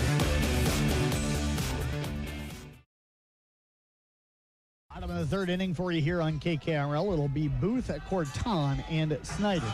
For the Carroll Merchants, they lead the Whitecaps of Storm Lake 6-0. Jeff Blankman, Doug Waniger, and Jeff Honnold here at the stadium with you. And we've got Bob Grody hanging out back in the studio to make sure that everything works for us here tonight. Well, Bob's sitting back in the air conditioning, probably just taking it easy, isn't he? I would hope so. Ryan Booth, he's retiring here Bob at the end of next month, yeah. Well, he's been with you guys for a long time. He has been, yeah, probably 30-some, 40 years now. So if I'm going to break anything, I need to do it Congratulations, soon. Bob. Yeah, absolutely. I'll start breaking stuff so he has something to do before he leaves. 0-1 pitch on the way. There is a pop-up. Drifting back is going to be Roberts, the second baseman. He'll make the catch out in very shallow right field, just a couple of steps into the grass behind the second base area that he plays. Those are the first out. Easiest plays to make. Yeah. I will say this, we're going to miss Bob a lot. I think we're going to realize how much he does, and it's going to be a big loss for the radio station for him to be stepping away. Rhonda also stepping away and retiring as well. Who is? Rhonda Ulrich. She works in the front office for us, yeah. There's a swing and a So are miss. you going to have to start doing all those duties now? Or I hope not. I don't know if there's enough time of the day for me to. I know the guys that are behind the scenes in radio don't get. They got a lot going on, and they don't get near enough credit for the work that they do. Yeah, absolutely. People don't realize what they all do. I mean, the listener doesn't realize what all goes on to make a broadcast possible. Yeah. There's no way you could do Bob's job. No. No way. No. Bob's helped me out more than once. 1-1 pitch, line shot, base hit down the line in third base. Digging around at first is Corton. He is going to dig into second. The throw going to get away. He's going to look to move to third. Young's throw's not going to be in time, and Corton with the double moves over to third on the throwing error.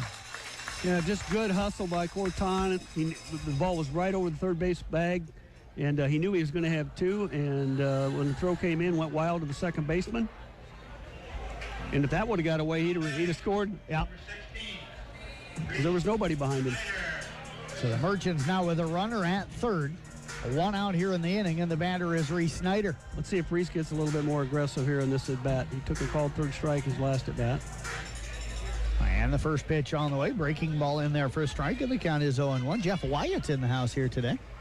Just saw Wyatt coming down the steps here a moment ago. Yeah, he's with Snyder. Yeah. 0-1 pitch. So Laura's in the house, Laura Snyder. That's going to be taken up top. Count runs to 1 ball, 2 strikes. A lot of Kit Plumbing shirts around today with the Kit sponsoring the ball game today. Kit Plumbing and Heating. Good job by Reese Snyder to get the run in. Ground ball to the second baseman, so score that one 4-3 for the out. And he'll pick up his first RBI of the ball game. Merchants now lead it here 7-0. They about hit him 8-1, Jeff. Yeah. And the batter is going to be the top of the order, and Michael Wallace. I think if I remember right, Wallace kind of worked his way from the bottom of the lineup all the way to the top. Didn't he start down early in the season? He could have, Jeff. Do you remember? Yeah, he was lower than that, but he's been the leadoff for the last about 3 weeks. 3-4 games? Really seeing the ball well. Pitch on the way in there for a strike to Wallace, and the count is 0-1. Third time he's been at the plate here tonight. We're only in the third inning. He has singled and scored and was hit by a pitch and scored. Yeah, we're just an hour in. We got about a third of the ball game over, so the last 2 innings have sped up a little bit. 0-1 pitch taken outside, and the count runs to 1 ball and 1 strike. Fay the other night was perfect up until the last inning. He had been on base and scored every inning. I heard Berge got a pitch the other night. Yep. Yes, he did. Through 1 inning. Breaking ball popped up. Calling everybody off is Clear, the first baseman. He'll make the catch. And that'll be the final out here of the inning. For the Merchants in their half of the third, they got 1 run. On 1 hit, there was a 1 error, and they leave nobody left on base. Well, ahead to the top of the 4th. Merchants leading this one 7-0. Merchants have scored in every inning so far. We're back in 1 minute here on KKRL. We would like to thank these great Merchant program sponsors for 2019. Bruner, Reinhardt, and Morton LLP. Giant Seeds. Piranha Club. Lincoln Highway Pharmacy. Platinum Fitness. Templeton Savings Bank. State Wealth Management. 19 Merchant corporate sponsors are Merchant Park Concession, Kick 106.7, KCIM 1380 92.5, 93.7 KKRL. And now, on to the broadcast booth. Legal.com. Go Merchants.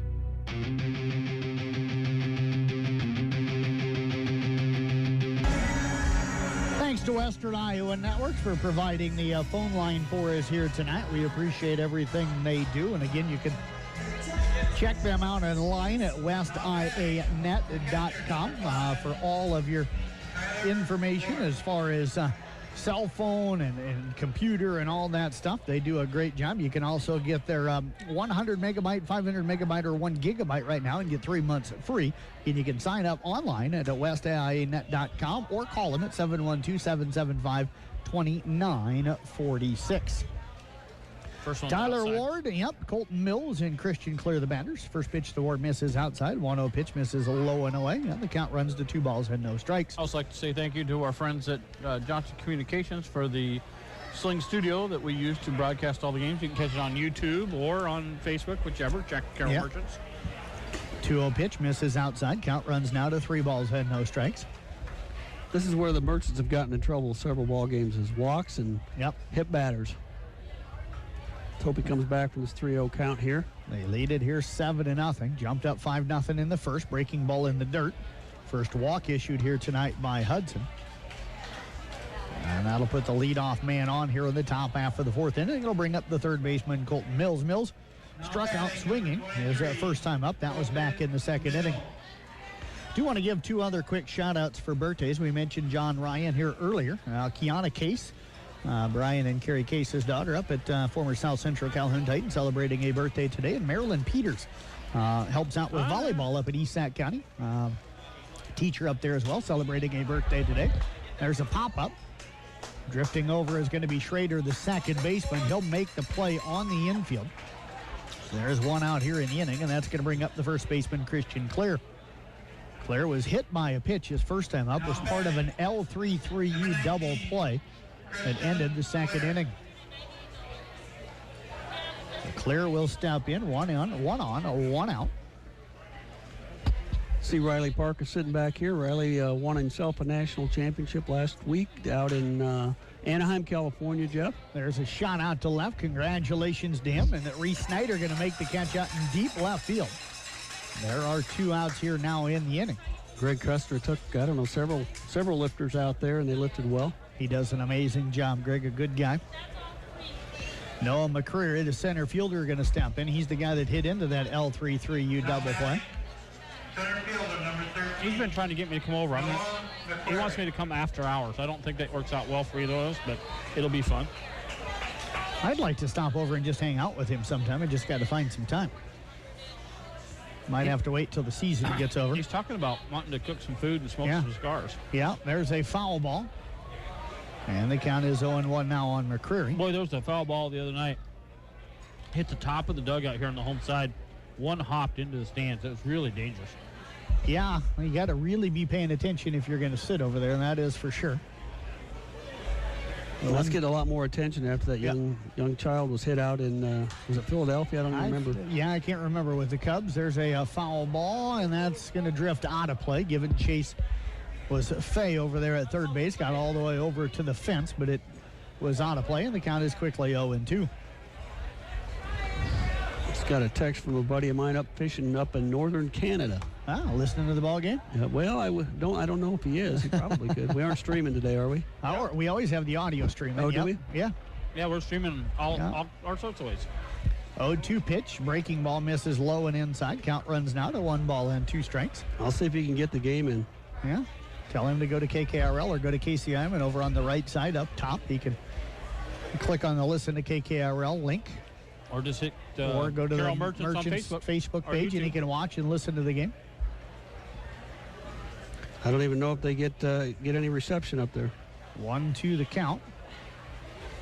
And the pitch on the way. Misses inside, and the count runs now to 2-2 on McCreary. I had a lady text me from Sweden today. She was listening to church service this morning. Oh, nice. That was new. Yeah.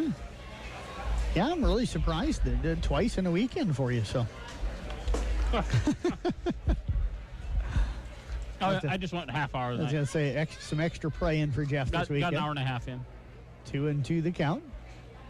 There's a chopper, and that's going to be back to the mound, but it's going to be a foul ball that hit him in the batter's box. Count remains 2-2 on McCreary. Top of the order waiting to come up in Brandenburg for Storm Lake. Merchants again up 7-0 here. We're in the top of the 4th. It'd be nice for Hudson to get out of this, not give up any runs. Flag still not blowing. Again, it's cloudy. We still have 81 degrees outside. Felt a little cool breeze go through just about 5 minutes ago. Yeah, I thought maybe it rained somewhere here in town during that time, but they weren't calling for any rain, but you never know this time of the year. 2-2 pitch coming up, and that's almost going to hit him, and the count going to run to 3 balls and 2 strikes. Don't want to lose the number 9 guy in the batting order right now, that's for sure. Especially when you add him 2-2. I don't know how that didn't hit him. Because it was right at him as he's standing in the left-hand side of the box. Berg does a nice job back there, doesn't he, Jeff? He does, yep. I show no rain, fellas. Okay. I'm good with that.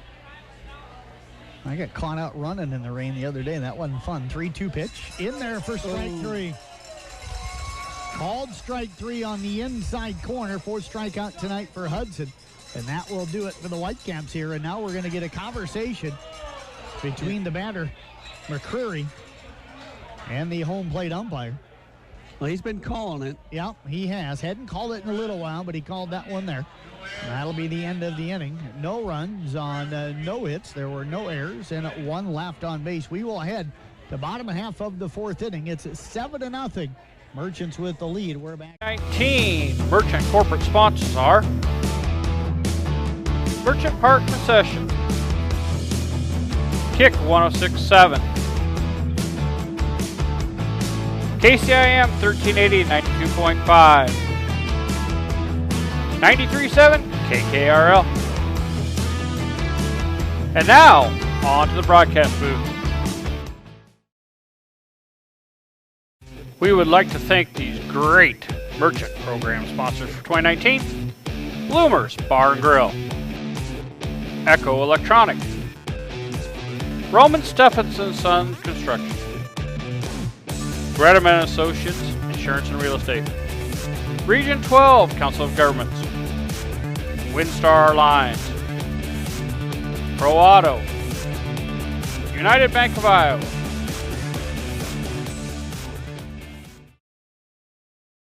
sponsor of the Carroll Merchants broadcast.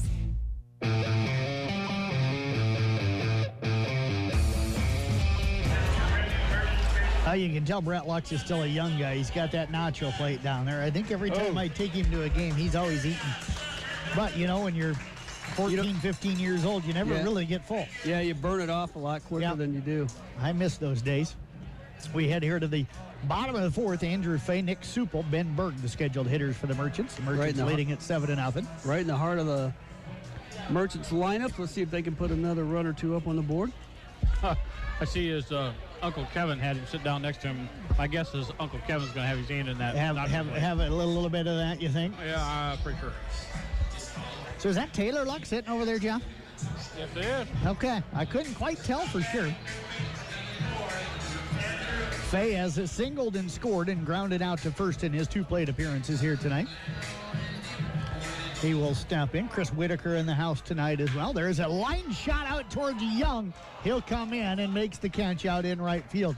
Thought that one might drop, but it hung up, Doug, and it was a playable ball for Young. Yeah, and Young was playing exactly where he needed to be, but he hit it on the screws, that's for sure. It was one of those plate appearances where you just get him the next time, but you make that swing 10 times, you're going to be batting about 400. And that's going to bring up the DH, Nick Supel.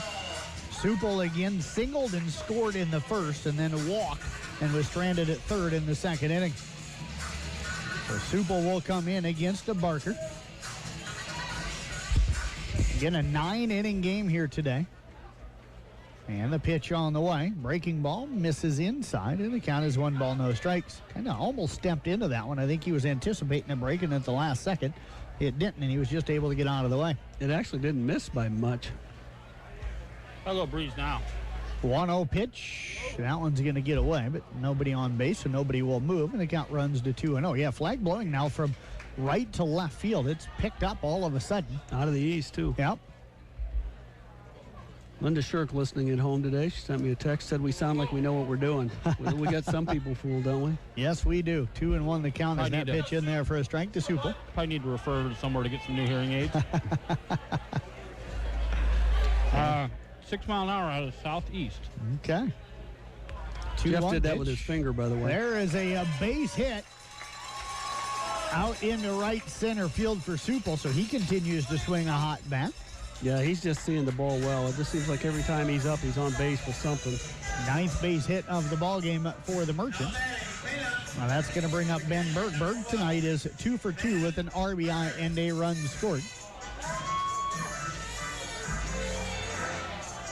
Really nice crowd on hand here tonight. A lot of little kids out here, and I love to see that.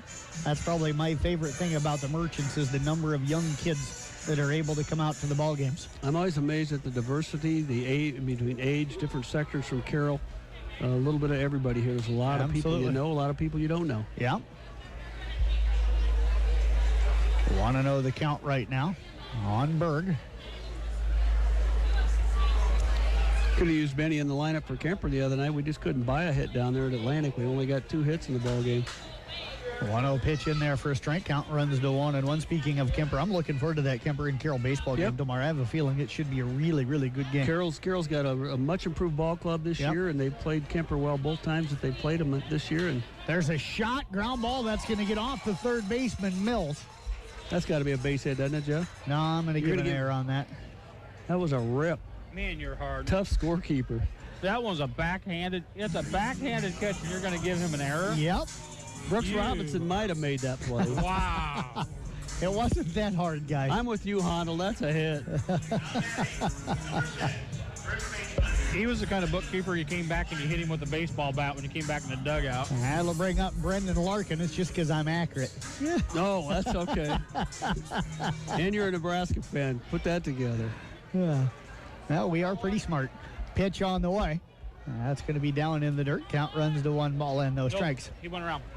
Oh, he did? Okay. Yep. Count's going to be 0-1 now on Larkin. No, Benny hit that Benny hit it hard. See, even the guy up in the press box gave an error. You probably listened to the game on the radio. They probably had it a hit and switched it. Pitch on the way. That's going to be a wild pitch. Both runners are going to move up. See, Justice is served anyway. That's karma right there. Because I thought he did a heck of a job just to get a glove on it, didn't you, Honnold? I did. I that was a hard hit ball. Had a kind of a nasty hop at the end. I would have given a hit, but I don't have a book in front of me, so that's why I don't trust your book. Larkin will step back in, 1-1 the count. Runners now on second and third. Pitch on the way. She called a strike down around the knees. In the count is 1 ball and 2 strikes on Larkin. Yeah, that plate's it's still pretty wide. Yeah, I'm okay with that. Yep. 1-2 the count. He's still staying away from Larkin after that first inning home run. Clear playing in front of the bag over here up the first base side. There's a swing and a miss. And he's going to pick up the strikeout. That'll be the third strikeout of the night. That'll be the second out here of the inning. And the batter is going to be the second baseman, Ford Schrader. Schrader's got a couple hits tonight, doesn't he? He does. No, actually, he has got a single and a fly out to right. Okay. Oh, that's right. He had a line shot, but it was right at the guy. Yep. So Schrader going to step in. They finally turn the music down. Pitch on the way. There's another shot. Towards left field. Drifting back, and Bergquist had him played deep. And that benefited him on that one because he caught that ball near the warning track for the final out of the inning. 3 rips. No runs on it. 1 hit, 1 error, 2 left. We'll head to the top half of the 5th inning. We're back in 1 minute here on KKRL. 19 Merchant corporate sponsors are Merchant Park Concession, Kick 106.7, KCIM 1380 92.5, 93.7 KKRL. And now, on to the broadcast booth. We would like to thank these great Merchant program sponsors for 2019. Bruner, Reinhardt, and Morton LLP. Giant Seeds. Piranha Club. Lincoln Highway Pharmacy.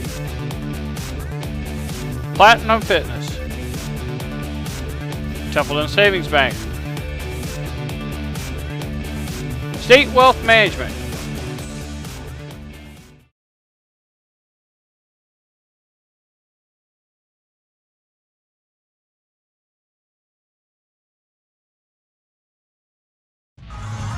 Well, guys, I got to give Kit Plumbing and Heating a shout out here for kind of a unique way.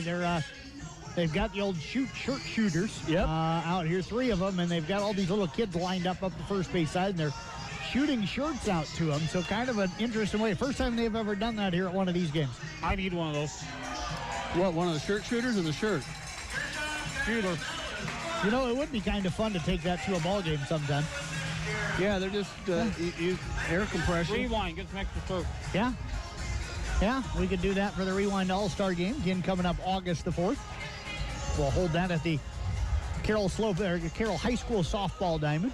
What day is that? Sunday, August the 4th. We'll get it underway with gates opening at 5:30. We'll have the home run contest, the game, the award ceremony, and possibly even a dunk tank that Honnold and I will be in. What? Got to talk John Ryan into it as a rewind guy, so we got to talk him into it too. Brandon Berg, Tyler will stand in.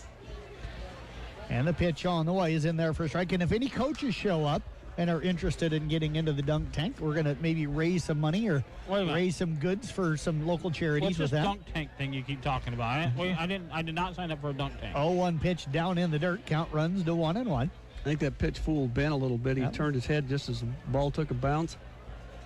Don't think he expected that. Brandenburg tonight has struck out looking and flown out to center. So he is 0 for 2 on the night, looking for that first hit. We're here in the 5th inning. They still only got 1 hit. Pitch on the way in there for a strike, and the count is 1-2. You know, they've got a lot of base runners, but a 1-hit shutout so far. Yeah. Again, that All-Star game, though, guys, it's going to be the top 50 to 60 high school players from our local area here. For baseball and softball, we'll play a slow pitch softball game. There's a shot foul down the third base line. Are you going to pinch run for somebody? I'm not going to run, no. Last year I had to umpire behind the plate. So, but it'll be a lot of fun.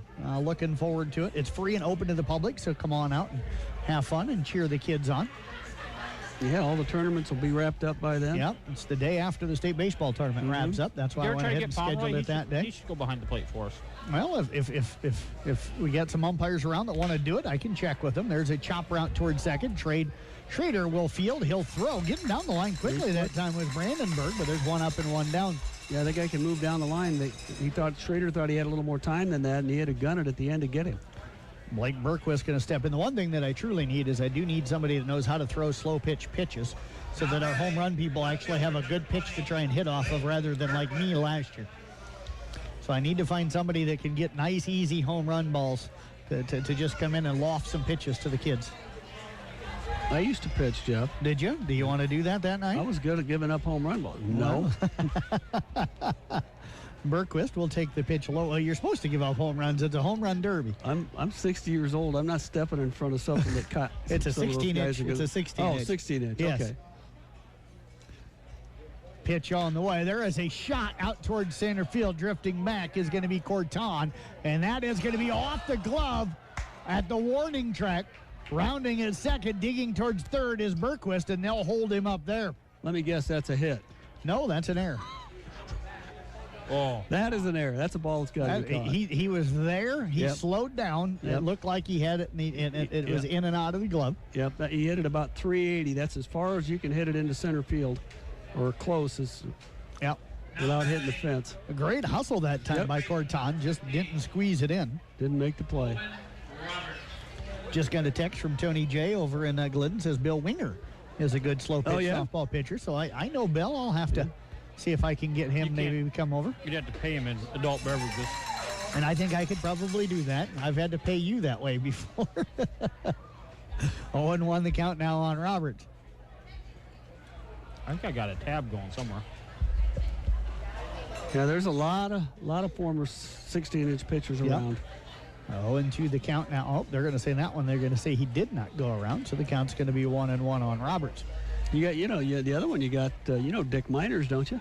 No, I do not. I know the name. Dick Miners hangs around played for the Dedham Merchants for years. Pitched for about 60 years. Nope, they did switch it to 0-2. 0-2 pitch is lined out. That's going to be trouble out in right center field. Could score a run. It'll be caught this time by Corton. The runner at third is going to tag up. He'll come in to score. So an unearned run given up. Nice play by the Merchants center here in the fielder. fifth. Both guys converged, communicated, made the catch out there at about 340 feet.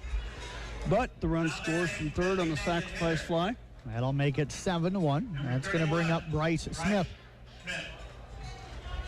Yeah, looking forward to it. It should be a lot of fun. Right now I've heard back from all but about 20 of the kids. And that pitch down in the dirt, and the count is 1-0. So it sounds like most of them are going to be able to hit a 14-inch ball, or do they got to hit a 16-inch? Everybody's got to hit the same one. Yeah. I thought maybe you'd give the girls a break and let them hit a 14-inch. No. I get stuff donated to me from Bob Fossbender, so. 1-0 pitch low and downstairs. Count is 2-0. If he's got two different balls, might be able to do that. Speaking of Bob Fossbender, I think he's over practicing on the 16-inch field. Very over there possibly, right now. yeah. That's his car, I know. 2-0 pitch coming up. They start their tournament tomorrow as well. 2-0 pitch, going to miss outside. The count runs to 3-0 on Smith. Where's Smith that at this year? Has down in Dedham, if I remember right. Smith was hit by a pitch and struck out at his two plate appearances. I remember back in the day, slow pitch was a popular sport. They'd have 32 teams tournament, and then they would have line drive that got by the pitcher, but Schrader will backhand it near second base. He'll throw over to first. Nice play by Larkin. And that is going to be the final out here of the inning. The Whitecaps get on the board, though. They pick up one run on no hits. There was one error, nobody left on base. We'll head to the bottom half of the fifth inning. We're back in 1 minute here on KKRL. To thank these great merchant program sponsors for 2019, Commercial Savings Bank, Dries Company, Raccoon Valley Electric Co-op, Mid-Iowa Insurance and Real Estate, Charlie Steakhouse, Southside Lounge, Carroll Dental Associates, AAA Seeds, Barron's Construction, Roselle Mutual Insurance, Johnston Communications.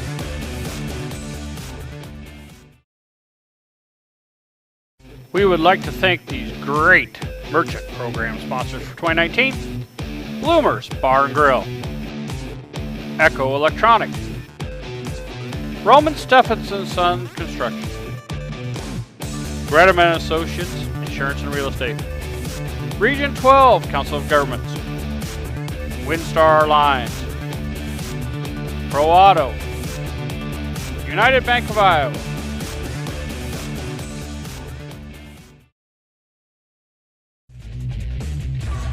Thanks again to Western Iowa Networks for supplying the Wi-Fi for our broadcast here tonight. Again, you can sign up for their 100 megabyte, 500 megabyte, or 1 gigabyte right now and get 3 months free. You can also sign up online at westianet.com or call them at 712-775-2946. We head here to the bottom of the fifth. The first pitch is a chopper by Ryan Booth. It'll be scooped up by Christian Clear. He'll step on the bag, 1 up and 1 down. Right now, I got a special guest. You're going to recognize the voice, folks.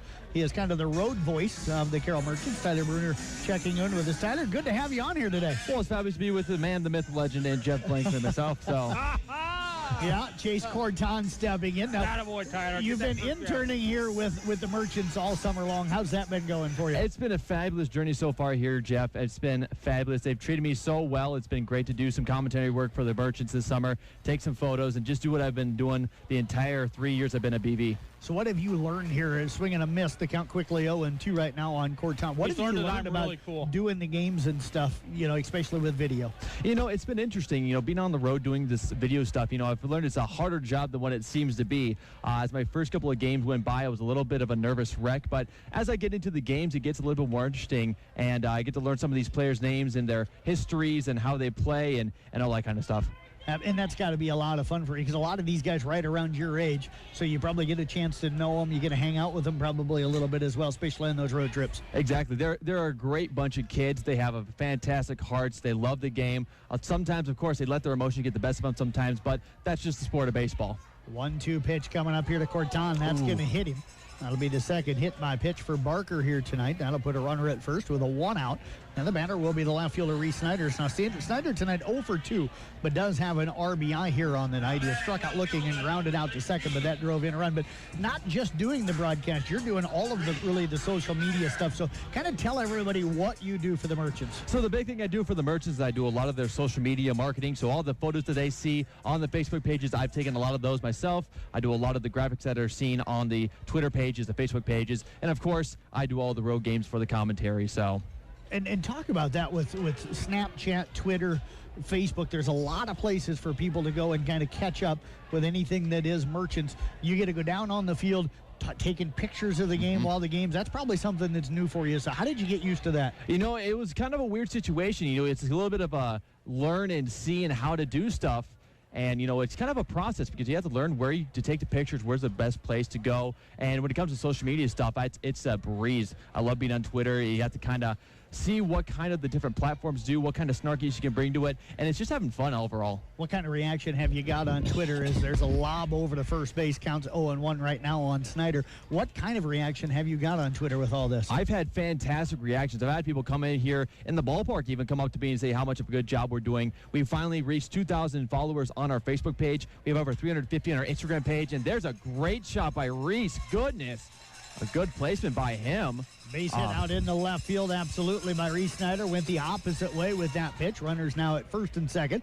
Brings up the top of the order, 10th hit of the night for the Merchants. It'll bring up Michael Wallace. Wallace tonight has singled and scored, hit by pitch and scored, and it flew out to the first baseman. So you're gaining a lot of people following the Merchants. Is this something that you want to stay with? I know this is just a summer intern thing, but is this something you'd like to stay with in the future? I truly hope so. This is the kind of thing I love, being around these kids, being around this atmosphere. It's great. And as I'm continuing my journey in this sports marketing kind of world and sports commentary, I definitely want to continue this in the future. Well, hopefully we'll be able to maybe work something out with you at the radio station as well, get you helping us out a little bit here as well.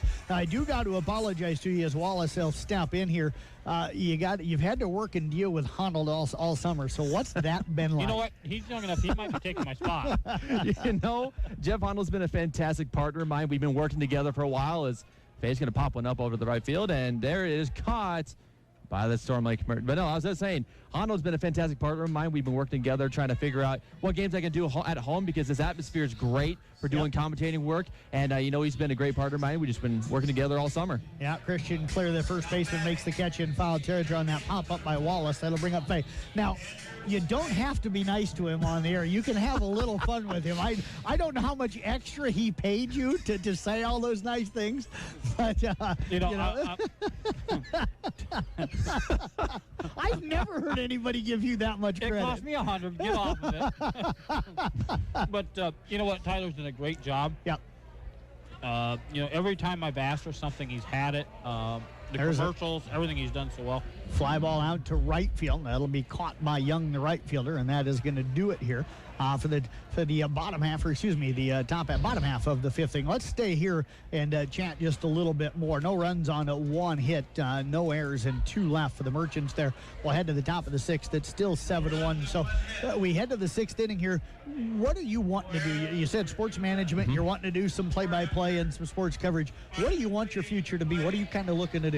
You know, that's actually kind of funny because, you know, I graduate here in December. It's a big world ahead of me, and I have great contacts around the United States. Right now we have Tanner Hoops, who's working out at ESPN UP up in Wisconsin. We got a guy who's out doing play-by-play commentary for the Boston Blue Crabs. So, you know, I have connections out there, and it's just a big world out there. I'm not too sure exactly where I'm going to go after I graduate, but the world's open. And are you open to go anywhere? Is that you know, anywhere that wants to take me? You know, this is kind of the place to build those skills and start building that portfolio up, and this is definitely the great opportunity that they give me here. So I will give you one piece of advice. When you're listening to Hondo do games, don't really pay attention. Well, I tell you what, Tyler, I appreciate you joining us here today. Great job. I've been following you with all the work you're doing with the Merchants this summer. Thanks for everything and great job with what you do. Well, and thank you, Jeff. I don't think you get enough thanks for what all you do. You go around, do all these great high school games. You are the voice of the radio for the Merchants here. It's a fantastic work you've been doing as well. Well, thank you very much. I appreciate it. We'll get you back on again late in the season. Sounds fantastic. You bet. We head here to the top of the sixth inning again. What's that? I just was nice to him. I guess when you're a Hall of Famer, you get the respect like that. Eli Young will lead things off for the Merchants here. The right fielder just made that catch. We got Doug Waniger back on the headphones for us here. Nice we were able to give you a little bit of a break. Oh, man, I needed a break, Jeff. Yeah, looks like you got a water there maybe, or was that one from before? Water and a bottle of peanut M&Ms. There you go. Just got a text from my buddy up in north of Red Lake, Ontario, Canada. They're up fishing. They're pulling our game in today. Just said he's listening to us. So. Absolutely. There's a breaking ball. That one's going to be in there for a strike, and the count is 0-1 on Young. Young tonight has flown out to left and reached on a fielder's choice. He'll be followed by Ward and then Colton Mills. So how'd your interview go? Really well. He's a great kid, works hard. One pitch is fouled out. Count runs to 0-2. I bet you just don't see many teams that are as well organized as this one. No. The fan base and everything that we get, the fun things and activities that they have for the kids at the ball games. Yeah, just a great atmosphere. I think, Jeff, they put in more work than anybody else. Absolutely. This is the best one in the league. 0-2 chopper out to Ford, throws it on the hop. Larkin dives for it, but is off the bag. Great play by Larkin to make the stop. He just wasn't enough leg on him to hold the base. And it really a good play by both of them. Schrader had a long way to run to get to that one. Tried to kind of throw that one as he was hopping in the air, but that didn't allow him to get it there on line. So reaching on the air is going to be Young. Young wasn't going to go anywhere because Benny Berg, doing his job from the catcher, was all the way down the first base line to back that throw up, and he was going to be there if he went anywhere. Ted Johnson's in a... Tate, you mean? Tate, I mean, sorry, is it shortstop? Okay, so Tate Johnson has come in now for Wallace at shortstop. Lead-off runner on here. Pitch on the way. Ooh, I don't know where that one missed, and the count is a 1-0 right now on Ward. Ward tonight has been on twice. He was hit by a pitch and a walk. He has not been past second base yet here tonight. Barker's done a nice job. That's only the second hit through, and we're in 6 innings. Pitch on the way. That one's going to be up top for ball 2. That breeze that we had a few minutes ago is suddenly gone again, Jeff. Yeah, flag laying flat again out there in center field. Doesn't look like there's much activity up at the swimming pool today either. No, I wonder if they're open. Yeah, they are open. I see a few people moving around. Holiday weekend, I think a lot of people still out of town, probably coming back later today. Pitch on the way. It's going to be in there for a strike, and the count's 2-1. Did I see what? I got a delivery. Oh, you did? Oh, you always get deliveries. That's nothing new. No, they haven't done that this year. It's been haven't they? Year. No. Okay. I've seen a lot of people bring you things up here. They brought me empty beer before. That's Jason Hacker that does that. There's a fly ball. That's going to be a base hit out into right center field. That's going to get towards the wall. Going to get at least to the warning track. It'll come off the wall. The runner going to come around to score. Young. Nope, they're going to hold him up. Now they've got runners on, but the ball going to be thrown up against the Whitecaps dugout. Now they're going to try to score the run. The throw to the plate going to be in time to get him. A mix-up by the Whitecaps cost them a run, and the Merchants will hold on to that 7-1 lead. Classic example of why you back up, and everybody knew where to go. The pitcher Hudson knew exactly where he needed to go, and Berg held his own at the plate, and the ball got away, and the pitcher was there on the backup and gunned him out at the plate. So a double by Ward. Going to be the second hit here tonight for the Whitecaps, but again, the throw actually was offline. It got away. Nobody touched it. It went all the way through over and hit the screen, the cage in front of the third base dugout, then rolled over here near the backstop up the third base side, and a good job that time by Hudson, the pitcher. He was backing up at third. He tracked that one down and was able to get Young out at the plate. Now the ball knocked down in the dirt. Count runs to 1-0. In the meantime, Ward moved over to third, and part of it, Doug, was Ward kind of was over at third already, and that forced Young to have to try and score. I think what happened is he saw the third base coaching box, and the third base coach was running waving the runner from third home, and I think he was at second and thought he was communicating to him, so he kept coming from second. Yep. And then, but at that time, the runner at third had stopped, so they ended up with two runners at third base, and then the ball got away, and all chaos broke out. 1-0 pitch in there for a strike. Count runs to 1-1 now. He didn't hesitate going around second. I don't know why the runner held up at third. He should have scored. Pitch in there for a strike. I thought he was going to score fairly easy. There would have been a play at the plate, but I think he would have beaten it. Count is a 1-2 now on Mills. So a lucky break for the Merchants there, but would have just made it 7-2. They'd still have a pretty comfortable lead here in the sixth. 1-2 pitch coming up. Breaking ball. That one's down in the dirt. Nice knockdown that time by Berg behind the plate. And the count runs to 2-2. Christian Clear, the first baseman, is waiting on deck. Yeah, Ward hit that ball hard. He hammered it to the fence. Ended up on third base, but I think he stopped at second. But I agree with you guys. Yeah. The all indications looked like it was going to be a triple with a run scored.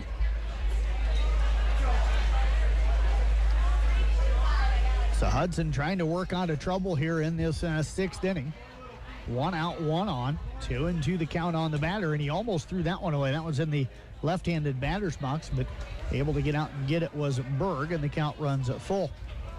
See Emily Koink in the house here today, guys. She's at pretty much every home game as well. Yes. Come on, Joey. Emily, a former Arweva grad. Mm-hmm. Hard to believe she's actually out of college already. I talked to her the other night. 3-2 pitch. There's a base hit out in the left. No, Snyder comes on and almost had a great catch. The run from third going to come in to score. That's going to be a base hit and an RBI for Mills. Great diving effort by Reese Snyder out in left field. Had the ball in his glove, and it didn't come out almost until he made the roll, and then rolled forward. And as he started to flip, he actually flipped it forward to the shortstop, Tate Johnson. It was a great effort by Reese because we all thought it was a base hit off the bat. He had a great read on that one. Yep, that'll be the third hit given up here. Second run. First earned run given up for the Merchants here tonight. They lead at 7-2, and quickly Coach Moldenberg out there to talk with his pitcher and catcher. No activity in the Merchant bullpen. Nope, I think they're going to stick with him for a little while. They take tomorrow off, if I remember right. I think they get the next 2 days off. Okay, then back to action. I know I have their broadcast on Thursday, and then we have it again Sunday on the radio. Tyler's going to do the home game on Wednesday. Okay. Cover for us. That way we have high school baseball, so he's going to do that on the internet for us. And then I'll have a radio broadcast for everybody Thursday night, and then we'll have, I think, you here doing the radio broadcast on Sunday. I start my basketball clinics on Sunday, so I'm not going to be available. I might come out early, depends. Claire will step in. And the first pitch on the way. It's taken. They're going to check. They're going to say he did not go around, and the count is 1-0 on Christian Clare. Mills again on over at first base. Merchants got 11 hits on the board, and they've out-hit him 11-3, but those 4 big errors still keeping the game somewhat interesting yet at 7-2. And Sean Welch is starting to loosen up his arm for the Merchants out of Indianola. Pitch on the way, taken up top. Count runs now to 2 balls and 1 strike, or 2 balls, no strikes, I should say, on Claire. Crowd still into this one. You can still hear a lot of noise coming from the bleachers. They were really into it on that play at the plate here a little bit ago. 2-0 pitch coming up. It's on the way, and that one should be a strike on the inside corner, and is. That's a tough pitch to hit right there. You got to be on it early in order to drive it to right field. Left-handed batter. Yeah, usually us lefties like those low inside pitches. Get around and golf them out into right field. Absolutely. There's a fly ball out towards center field. Drifting back is Corton. He's under it. He will make the catch, and there are 2 outs here in the inning. Our buddy Johnny Biter is listening. Said he'll help on Sunday. All right. Nice to have Johnny able to help out and listening to us here today. Hopefully he's having a good holiday weekend. Noah McCreary going to step in. I saw him yesterday. He didn't buy me a beer. I can understand why. McCreary going to step in. He is 0 for 2 here tonight. Yeah, Barker's been able to pitch himself out of troubles several times. Excuse me, Hudson. Hudson, yep. Yeah. Pitch on the way. That's going to miss low and inside. Counts 1-0. And actually, Barker has 2 minus that first inning. So both guys have had some base runners on, but have been able to get out of it. Merchant started out with 6 straight hits to start the ball game today in the bottom of the first. There's a shot out towards the left field. Drifting back is going to be Booth, and that one's going to be off the bottom of the wall near the 353 mark. Runner going to come in to score, and in with the double is going to be McCreary. Yeah, he hit a shot off the wall out there. It was misplayed a little bit by the outfielder out there in right field. I think that's Booth out there today. Yeah, I think he underestimated it a little bit at first, and then once it took off, it was too late for him to catch up with it. That'll be the 3rd run of the ball game, and guys, as much confidence as we had with the way the Merchants were playing, we know this Storm Lake team. We've seen them score 5 or 6 against the Merchants in an inning. They're not out of this game by any means yet here in the 6th inning. No, it was down. They were down 7-0 and 7-3, and they still got a runner in scoring position at second base with 2 outs. Well, that'll bring up Tyler Brandenburg, the top of the order. 2 outs here in the inning. Runner at second. Pitch on the way as a chopper foul down the third base side. Brandenburg tonight is struck out looking, flown out to center, and grounded out to second. Uh-oh, who's texting you now? Johnny said I didn't need another one. Looks like Hudson's maybe lost a little pop off his fastball here because they're getting around on him pretty quickly. You're getting good wood on a lot of baseballs this inning. Yeah, don't see still anybody working in the bullpen. But Welch is down there stretching out, but taking his time. You also have Kostovic down there, but he doesn't look like he's ready to do anything. Takes a peek back at the runner. McCreary at second. Breaking ball misses way up top, and the count runs to 1 ball, 1 strike. Jeff, I know I see Lisa Wagner down there. I don't know if John's in the house here today, but I see Lisa sitting down there. Lisa's been here a couple times. Has she? Yep. Okay. We don't really look for John. Harder to find him. Brandenburg going to step in. Pitch on the way. There is a foul ball out of play. The count runs to 1-2. On Tyler Brandenburg. I want to thank Tammy Nepple for my delivery. Okay. I didn't even see her bring it to you. I just saw it was sitting there. I begged her for it. Yeah. You're pretty good at that. I paid. 1-2 pitch coming up. Again, top half of the 6th inning. I had to go buy my own water. Yeah, you should have let me know. I'd have gotten you one. There's a ground ball back up the middle. The throw is going to be in time by the shortstop, Johnson. Nice barehanded pickup by the shortstop, Johnson, on that to gun the runner out for the 3rd out of the inning. 2 runs in the inning. They get those 2 runs on 3 hits. There was a 1 Merchant error, and they leave 1 runner left on base. We'll head to the bottom of the 6th. Merchants were up 7-0. It's now 7-3. We're back in 1 minute here on K19. Merchant corporate sponsors are Merchant Park Concession, Kick 106.7, KCIM 1380 92.5, 93.7 KKRL. And now, on to the broadcast booth. To thank these great Merchant program sponsors for 2019, Commercial Savings Bank, Dries Company, Raccoon Valley Electric Co-op, Mid-Iowa Insurance and Real Estate, Charlie Steakhouse, Southside Lounge, Carroll Dental Associates, AAA Seeds, Barron's Construction, Roselle Mutual Insurance, Johnston Communications.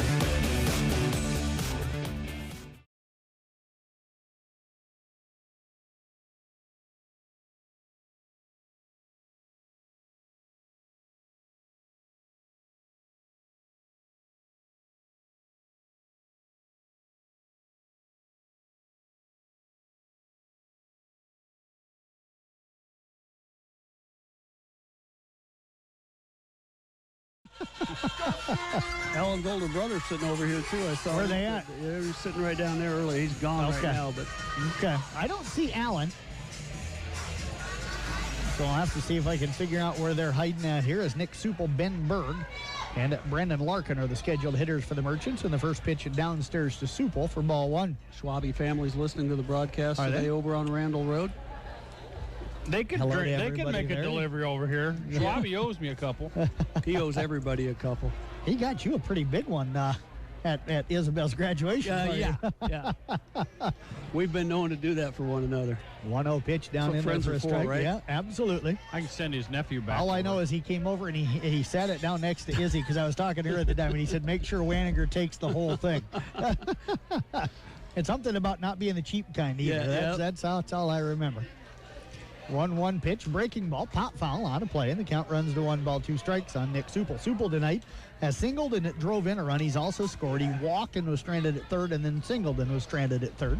You know, Barker's come back and thrown a nice game after that really first inning. difficult first inning when he gave up so many hits. Pitch on the way. There is a foul ball up against the screen, so Supel will foul off the 1-2 pitch, and the count remains 1-2 strikes. Looks like his velocity's picking up a little bit. So he's maybe gotten a little stronger as the game's gone on. You know, some guys do that. Yeah, they do. There's a lot of guys that get through that first inning. Even in the major leagues, they'll give up. There's that funky little double pump that he does with his knee. Yeah, he kind of stops in the middle of the windup when he gets the leg in the air, and then he bounces on it. Yeah, which I've never seen a pitcher do that before. That breaking ball missed, and the count runs to 2-2. Him and Bergie must have the same hairdresser. Oh, wow. 2-2 pitch just misses low and away, and the count runs to 3-2. I'm sitting over here living in my own little world, and you pull that one out. Yeah, I thought you nodded off there for a little while. I kind of did. He didn't get his nap in before the game like you did. I did not get a nap in today. 3-2 pitch. There he reaches out, gets a hold of it, and singles it out into left field. Great piece of hitting that time by Supel. Absolutely. He was ahead of the pitch a little bit and then just stayed on it and drove it to left field for a base hit and brings up Benny Berg. That'll bring up Berg. Berg tonight is 2 for 3. Couple of singles, and he reached on an air. So Berg will step in. Welch is down in the dugout, or down in the bullpen now, throwing a little. Okay. Ooh. That went a little high. Fay took one off top of the glove. Ben tonight with an RBI and a run scored. Bill Grossenhaus tonight, too, guys. I don't think Billy ever misses a game either. Bill and his family, they always sit up behind us. Come on. There's a fly ball out towards center field. Drifting over, it's going to be the center fielder, McCreary. He'll make the catch, and there is one out here in the inning. Boy, he just missed that one. Yeah. Got just off the top part of the bat. Didn't center it up real well.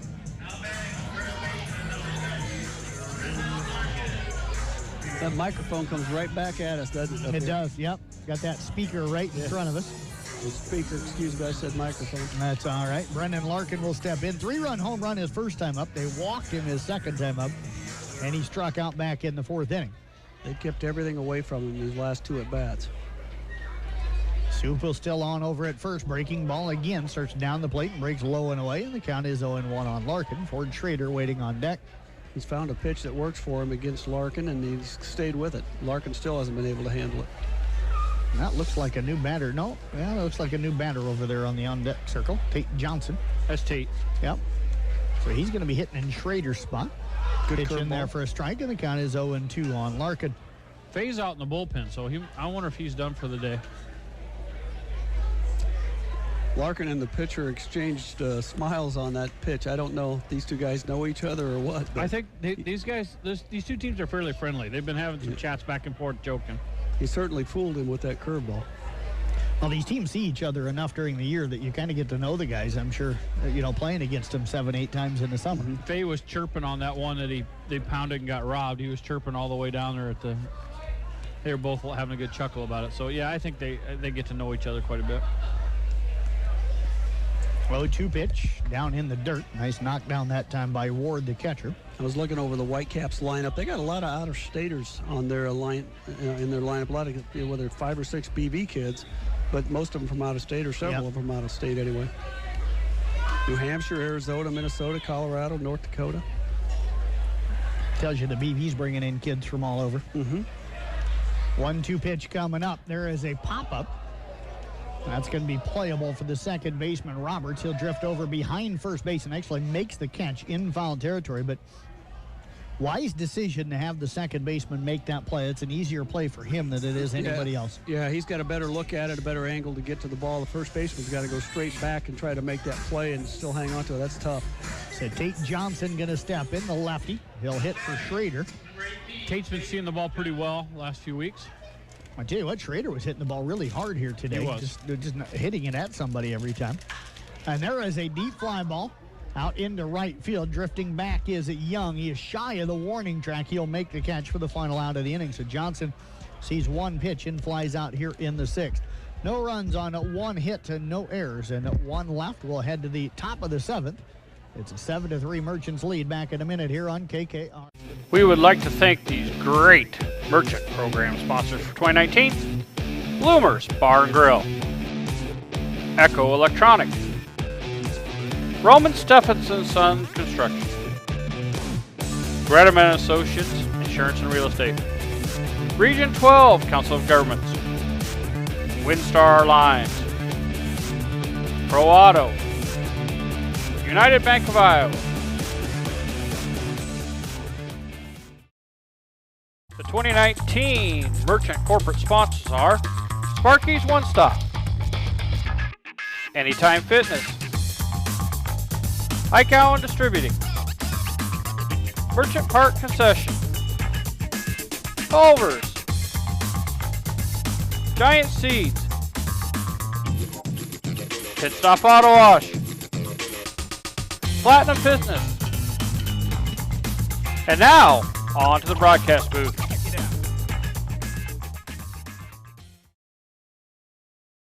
I didn't know Daisy Hawkamp was in the stands today, and I didn't know it was her birthday, but they just sang happy birthday to her over the PA system. She is not a happy camper. I'm guessing she turned 16 today? That is what I heard him say. So happy birthday to Daisy Hawkamp. If anybody's got her number, shoot her a quick text message or Facebook or Snapchat her and wish her a happy birthday. And we certainly at the radio station wish her a happy birthday as well. Fun kid.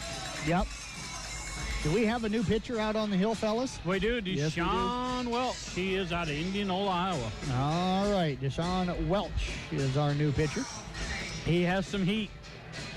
Saw him stretching early before the game tonight. He's not on the roster, so. He's down in the bottom. 26. 26, okay. Thought I saw 28. He came in a few weeks ago. He's really got a nice live arm. So he'll be facing Burquist, Roberts, and Smith. We're here in the top of the 7th, so Hudson will go 6 complete. He'll be on the line for the win here tonight if the Merchants can hold on. And the pitch on the way is a line shot foul. That's going to get over into the bullpen for the Whitecaps. Nobody down there warming up, so some little guy just got himself a foul ball. Extra. The count is 0-1. Few extra mile an hour on that pitch. Now we got another Merchant player going to be warming up, number 34, and it says it's Frederick Reynolds. But Frederick went home with an injury. So. Yeah, so we're not for sure who that new guy is. What happened to Frederick? Wrist. Sounds like it's a hereditary thing. So. Okay. And then Costa also went home with an injury. So. Okay. Wish those guys good luck. 1-1 pitch misses downstairs to Burquist, and the count's 2-1. Burquist tonight has been hit by a pitch, singled, reached on an error, and scored. in his 3 plate appearances. So still looking for that to, his second hit of the night. Talked to Coach Williams. They are looking for some more pitchers and position players. Pitch on the way, outside corner, and that's going to run the count now to 2 balls and 2 strikes. I heard the comment made that some of the college coaches don't like their pitchers throwing too much in these summer leagues. Yep. Yeah, well, and what you get is some of these guys throw them, a lot, where Cody shut his guy down at 85 the other night. So, they tried to limit the pitching and not just use them up. 2-2 pitch up top. Count runs to 3 balls and 2 strikes. And they don't have any pitch count rules or anything, do they? It's just whatever the manager feels is appropriate. No, and that might help if they go to something. Swing and a miss. So Welch will pick up the strikeout.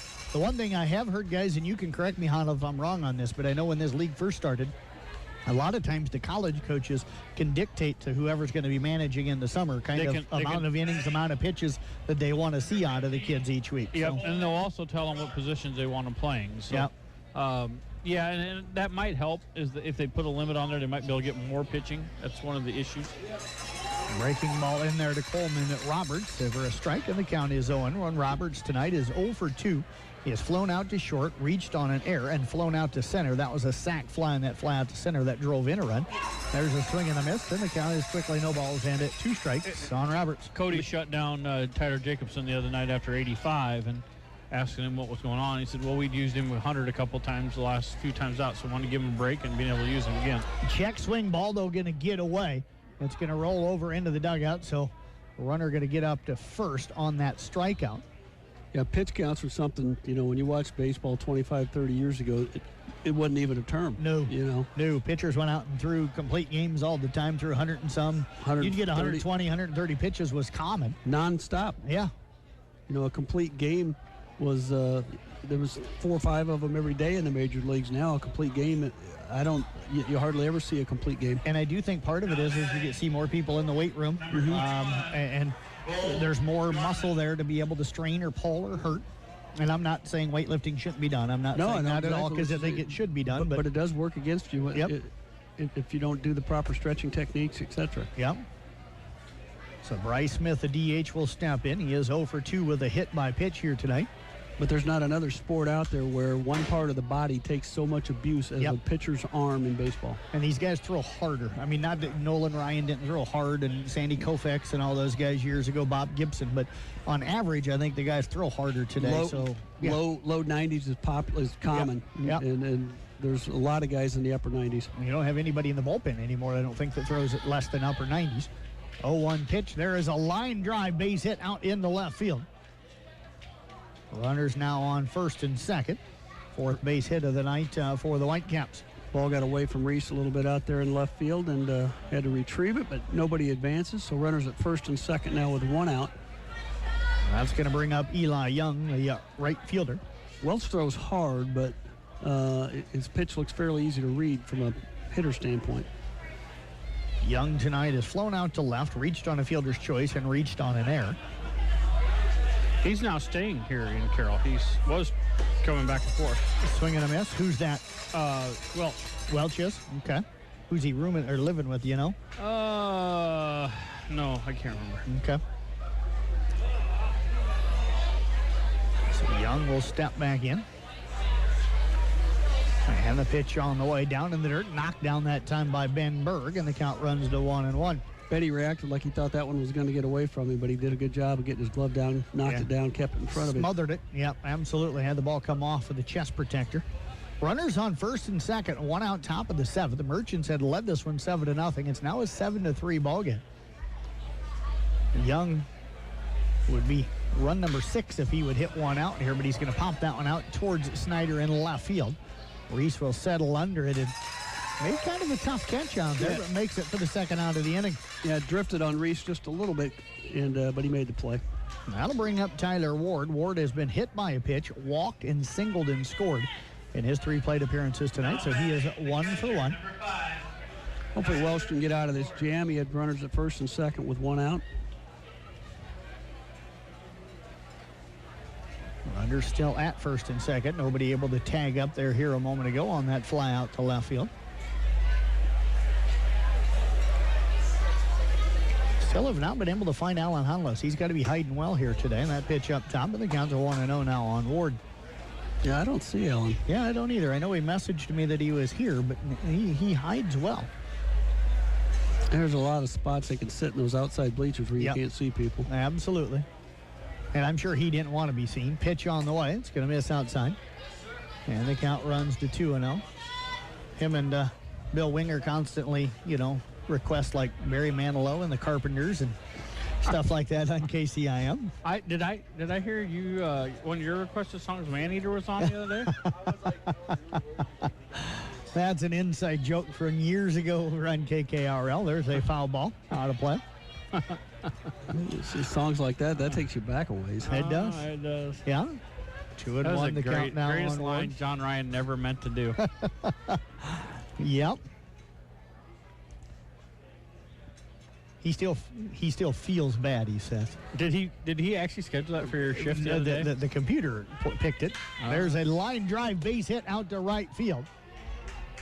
They're going to hold up the runner as getting the ball in quickly that time was Booth. So bases are now loaded for Colton Mills. It's a little more activity now going on down the Merchants bullpen. Mills tonight is struck out swinging. He has popped up to the second baseman and single driving in a run. That came last inning.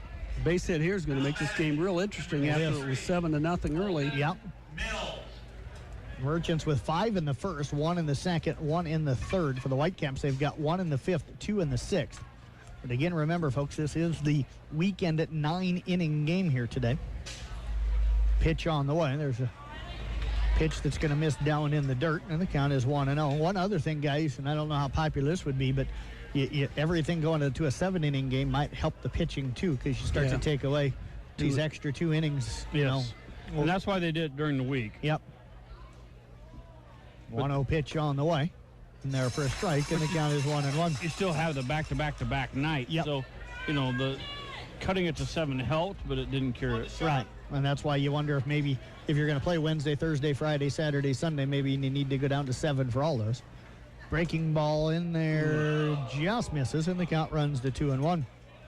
It was a strike an inning ago. Yeah, he wanted that pitch, and it looked like a strike as well. It's been a little inconsistent here tonight. It's been large, but it's been inconsistent. 2-1 pitch, check, swing. Are they going to say he went? They're going to say he went around, and the count's even up at 2-2. It's a big pitch here. 2 balls, 2 strikes, 2 out, 3 on. Top of the 7th inning. Storm Lake Whitecaps, Carroll Merchants for you here on KKRL. Pitch on the way. That'll be inside, and the count runs full. No place to put him right now. He wanted that pitch, or he wanted to get that pitch, because now the runners are off, so a base hit's probably going to score the guy all the way from first as opposed to just 2, if it's anywhere in the gaps at all, because they're going to be off the pitch. Good thing with the bases loaded, there's a play anywhere. Runners, though, are going. Pitch on the way, and there's a line drive right at the second baseman. And making the catch is going to be Schrader for the final out of the inning. Hit the ball hard, hit it well, but right at the Merchant defender. No runs on 2 hits. There were no errors and 3 runners left on base. We will head to the bottom half of the 7th inning. It's a 7-3 Merchants lead. We're back in 1 minute here on KKRL. Bruner, and Reinhardt is a general practice law firm that has been providing highly ethical, professional, and dedicated legal services to their clients since 1936 in Carroll, Glidden, Coon Rapids, Bayard, and Guthrie Center communities. Bruner, and Reinhardt is a 4-attorney firm with a combined 84 years of experience. They are proud to be active community members and proud to be a Carroll Merchant supporter. For more information, call Barry, Dave, Eric, or Jessica, 792-3480, or visit brunerlegal.com. Go Merchants! Uptown Sporting Goods is a locally owned and operated business and has been serving the Carroll and surrounding communities for 45 years. Check out the great selection of goodies at Uptown Sporting Goods and show up to your tryout prepared. They carry pretty much everything you'll need to participate in baseball, softball, golf, and disc golf. They also carry a huge line of athletic apparel and shoes. Uptown Sporting Goods, located at 528 Adams, downtown Carroll. Proud sponsors of the Carroll Merchants, and they wish everyone hits it out of the park.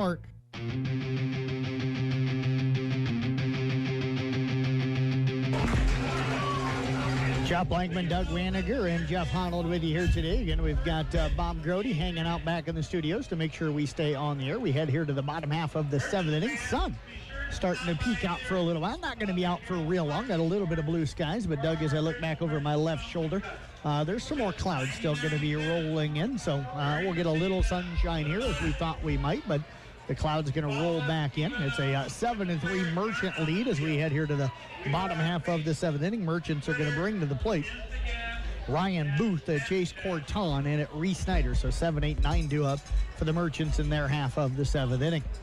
Still a nice crowd here. Yeah, absolutely. Merchants need to put a run or two on the board, just break this comeback momentum that Storm Lake's got going. We haven't done anything now since the 3rd. The Booth tonight has struck out with a swinging, popped up to the second baseman and grounded out to the first baseman in his 3 plate appearances. Jeff, there was I think a 400 was the attendance. I think we still got probably 300 left here. Oh, easily, yeah. I think it was a little over 400. They keep streaking in here a little after the 3rd, so. There's a good amount of people sitting out in those stands out to the east. Yeah, breaking ball in there for a strike, and the count is 0-1. In a 9-inning game, a few people starting to filter out towards the bottom of the 7th here. And I don't know if they don't know if it's a 9-inning game or if 7 innings is long enough with their kids. There's a breaking ball, misses outside, and the count runs to 1-1. I guess a lot of people don't know that it is actually a 9-inning game. Yeah. They're figuring the 7-3, it's probably over, so they're heading out. Pitch on the way. In there for a strike, and the count runs now to 1 ball, 2 strikes. Merchants again, Wednesday, Thursday, Friday, Saturday, Sunday next week, right, Jeff? I believe you're correct, yes. All right. Yeah, I saw on the calendar it's a busy schedule this week. But you put all the high school games and baseball and softball in between there, it's going to be a busy week here. It's going to be a busy week. Tuesday night, the only night I don't have a broadcast this week, all the way through Sunday next week. I think Thursday night's the only night I don't have a game. Yeah.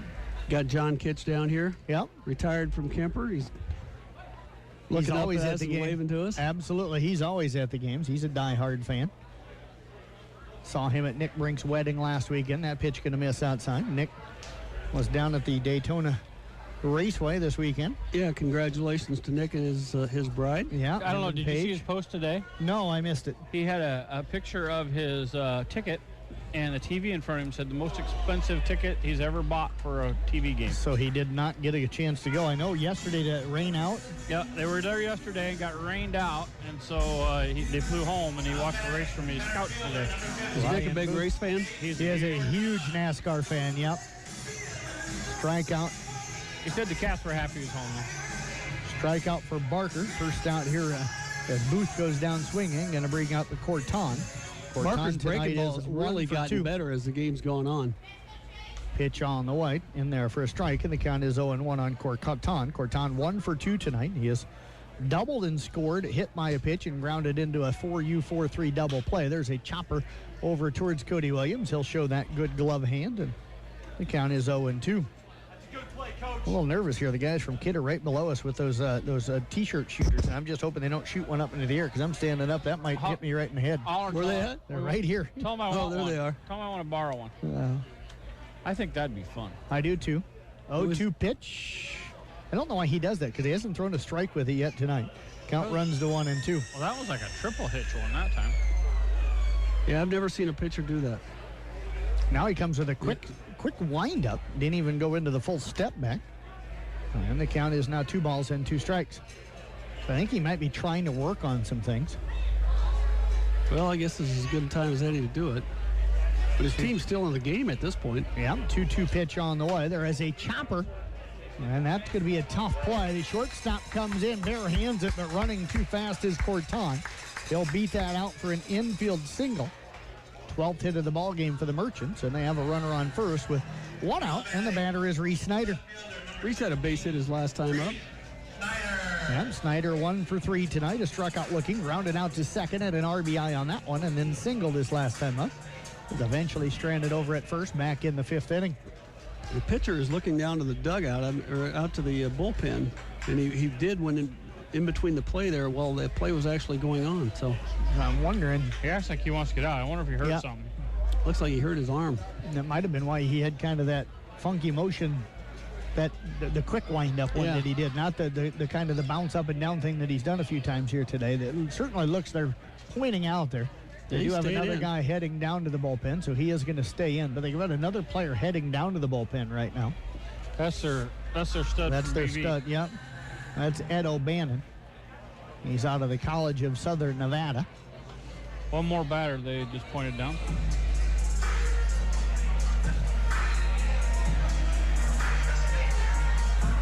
Yeah, see if Reese can get a base hit, advance the runner at least over to third base. He's such a heady ball player. He'll do something to probably move him here. There's a throw over to first. Corton just back in ahead of the tag. That was a pretty good move that time by Barker. He does a real quick move. Number 11 is who they got warmed up, but I don't have a name on that one. Yeah, that was the guy that's been down there warming up for a while.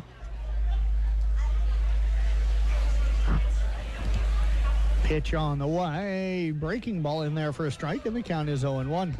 He's been real effective with that breaking ball. He does a nice job with that. He does. After struggling, as you said, in that first inning, it's really come on as the game's gone on. Yeah, he couldn't find the strike zone with it in the first, so he kept going back to his fastball, and they hammered that. But now that he's got that curveball setting up his fastball, he's been a lot more effective. Breaking ball this time misses, and the count now 1-1 on Snyder. Top of the order, waiting on deck with Michael Wallace. Actually, that's not Wallace up there. Pinch hitting for him. That's Ty Hansen waiting on deck, number 2. Pitch on the way, shot down the right field line. That's going to be a fair ball. The runner going to round second, digging for third. They're going to go ahead and score him. There will be no play at the plate, and a double by Snyder will pick up his second RBI of the night as Corton comes in to score from first, and the Merchants lead at 8-3. Yeah, nice rip by Reese, double down the line. Didn't hesitate at all at first base. He knew he had a double. There's going to be a play at the plate, and just a good job all the way around. Not only that, but it hit and broke to the right, so away from the outfielder, which made it even tougher. We're going to get Hansen checking in now, but we're going to get, I think, the pitching change going to happen now. That's number 11 will come into the ball game. And again, folks, we do apologize that sometimes when you do these college level games and rosters change, you don't always get updated ones, and we don't have a number 11 on the Whitecaps at roster. So we'll step away, take a break, back. We would like to thank these great Merchant program sponsors for 2019. Bruner, Reinhardt, and Morton LLP. Giant Seeds. Piranha Club. Lincoln Highway Pharmacy. Platinum Fitness. Templeton Savings Bank. State Wealth Management. 19 Merchant corporate sponsors are Merchant Park Concession, Kick 106.7, KCIM 1380 92.5, 93.7 KKRL. And now, on to the broadcast booth.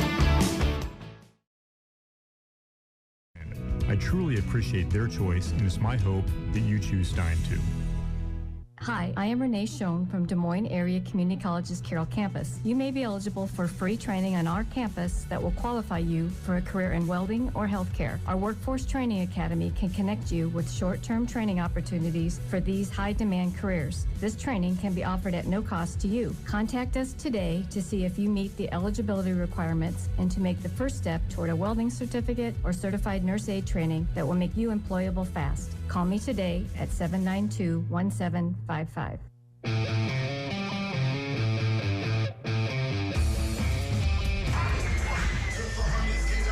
Well, number 11, we understand, is the assistant coach for the Whitecaps.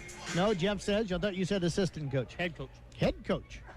Okay, so we do know who the head coach is. Oh, Noah Paper.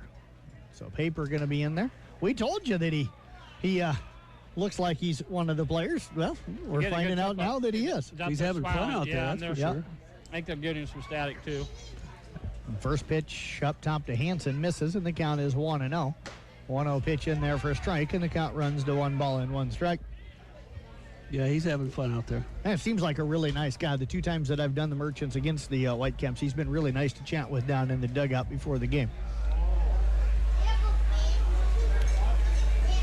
1-1 pitch coming up. There's a swing and a miss, and the count now 1 ball, 2 strikes on Ty Hansen. It's one thing we don't have any stats on these guys. It'd be nice to know what they're hitting, etc. But be nice to have some pitching numbers and everything. Yeah. I don't know if all the teams do it. I know the Merchants keep the stats on an iPad, so it'd be nice if they could just upload them somewhere and have them available. Yeah, pitch on the way. There's a swing and a miss. They are going to have a play down at first as it got away from the catcher. The throw is not going to be in time. Snyder moves down to third. I don't know what he waited for. He had to throw. He looked at the runner going to at third.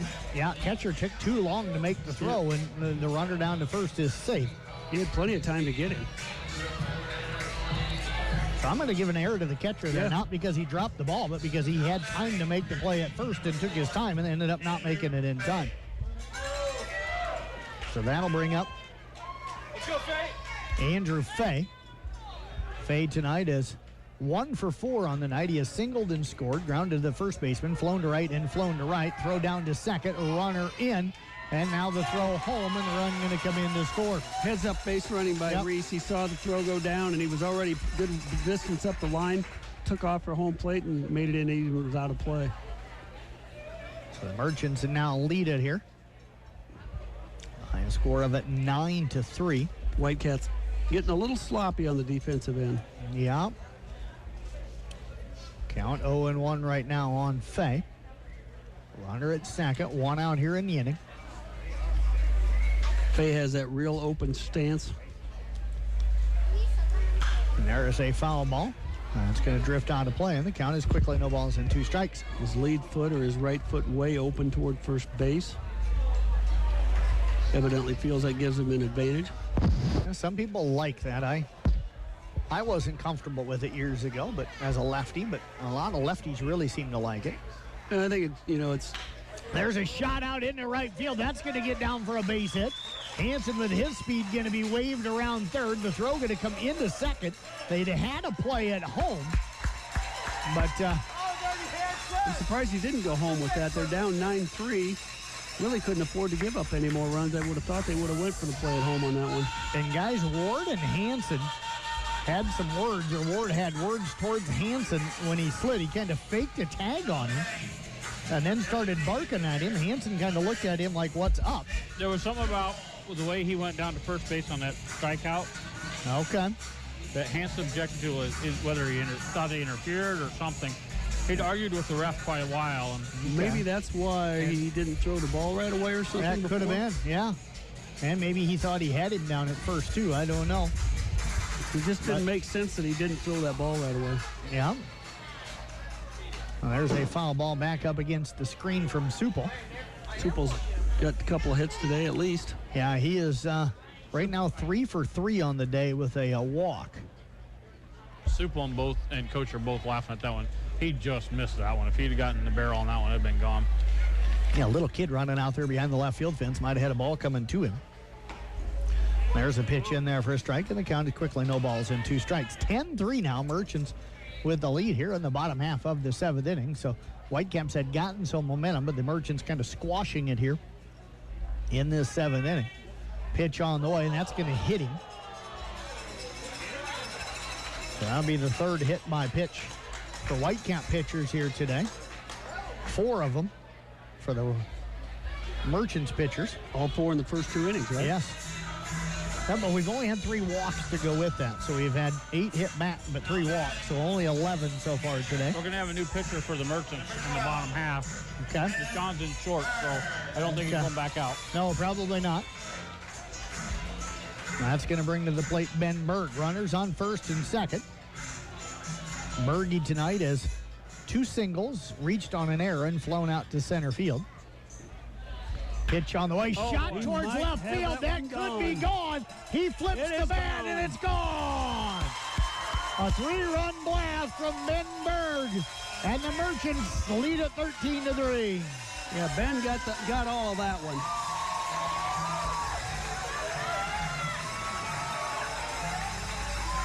Berg got all of that one as he hits the home run. That one almost got into the softball diamond next door.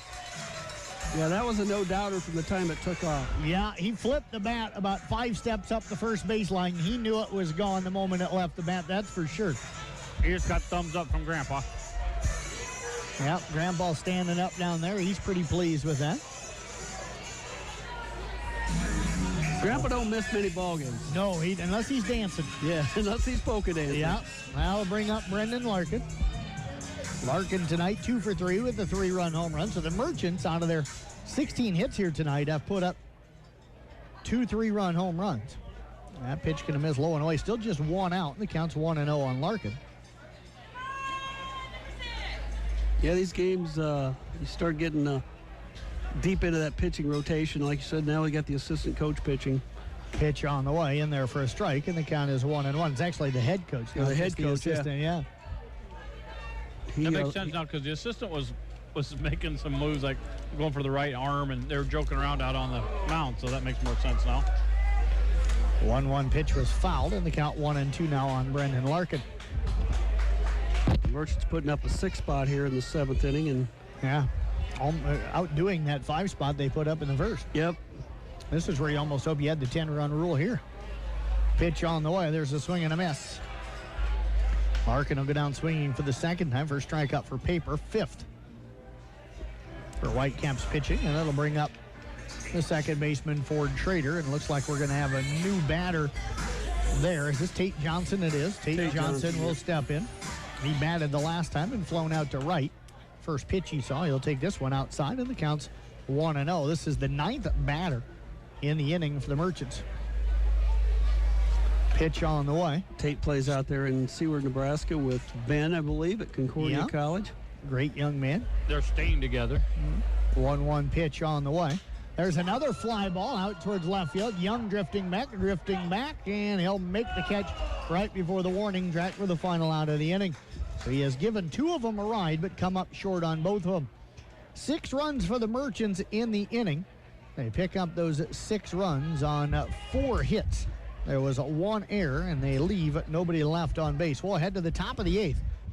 We would like to thank these great Merchant program sponsors for 2019. Bloomers Bar and Grill, Echo Electronics, Roman Stephenson Son Construction, Gredeman Associates Insurance and Real Estate, Region 12 Council of Governments, Windstar Lines, Pro Auto, United Bank of Iowa. The 2019 Merchant corporate sponsors are Sparky's One Stop, Anytime Fitness, Ike Allen Distributing, Merchant Park Concession, Culver's, Giant Seeds, Pit Stop Auto Wash, Platinum Business. And now, on to the broadcast booth.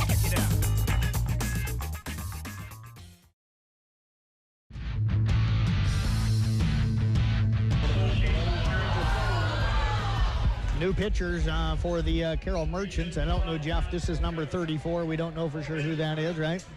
I do not know that one. Tyler's not sitting over here by us now. Yeah, He's you said down Reynolds taking went home Yep. injured? Yep. I want one of those guns. Yeah, it would be fun.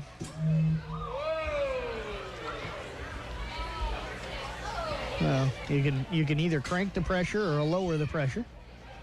Let's see if he's going to shoot this one all the way up. There he does. And the first pitch here is in for a strike to Christian Clear. Clear will be followed by McCrary, and then the top of the order in Brandenburg. 13-3. Merchants with the lead. We're here in the top half of the 8th inning. Little sidewinder. 0-1 pitch misses, and the count runs to 1-1. I didn't get a script today, so I don't know if there's a new pitcher added or... There's a line drive base hit inside out in that one out into left center field. Hustling over to pick that one up is Corton. But on with the single is going to be Clear. That'll be the 6th hit unofficially of the ball game for the Whitecaps, and it's going to bring up McQuarrie. Center fielder, number 13, Noah McQuarrie.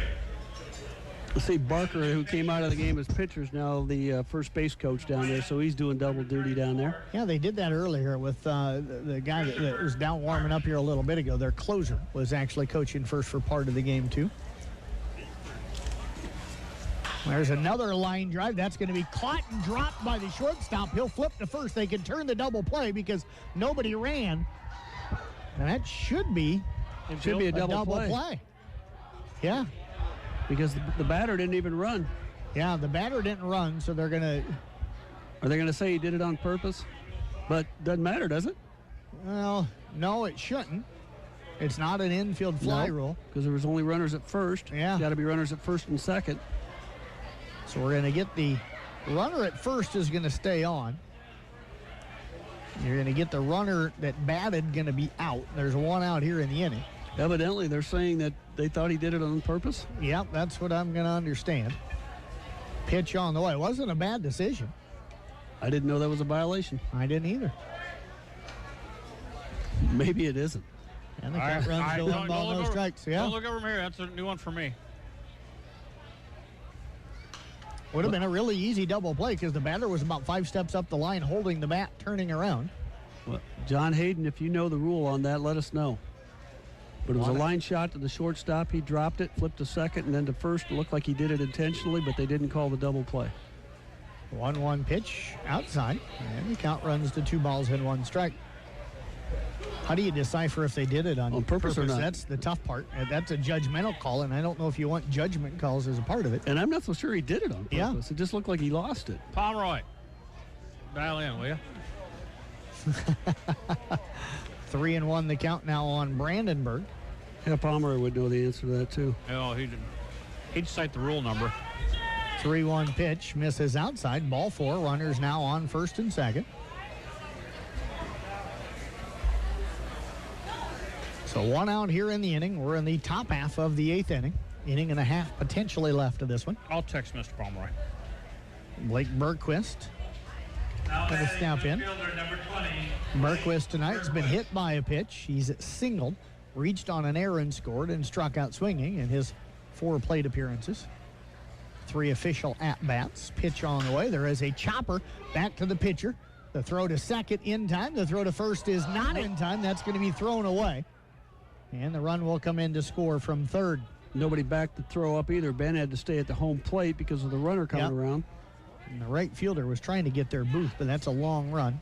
And he delayed getting. He didn't take off till after the ball was thrown away. So the run scores, and we're going to have runners at first. Now batting number 15, the second baseman, Coleman Roberts. There are 2 outs now in the inning. Bergquist going to reach on the fielder's choice. The error going to be on the shortstop to score the run. So that'll be an unearned run given up. I texted Mr. Pomeroy. We'll see what he says. Okay. He's probably taking a nap about now. I'm not sure he knows how to turn on FM. Well, that could be true, too. 0-1 the count right now on Roberts. 0-1 pitch. And the count outside. I was going to say he might be napping all day. That, you know. I'm betting he's still on 1380. I might be listening to the Cubs if they're on right now. Pitch on the way. In there for a strike, and the count is 1-2. This pitcher, he throws from his waist, and it's not very fast. 2 out, 1 on. Top half of the 8th inning, 13-4 our score. Pitch on the way. There's a swing and a miss. And that'll be strike 3. First strikeout here tonight for number 34, 7th of the night for Merchant pitching. 1 run. We would like to thank these great Merchant program sponsors for 2019. Bruner, Reinhardt, and Morton LLP. Giant Seeds. Piranha Club. Lincoln Highway Pharmacy. Platinum Fitness. Templeton Savings Bank. State Wealth Management.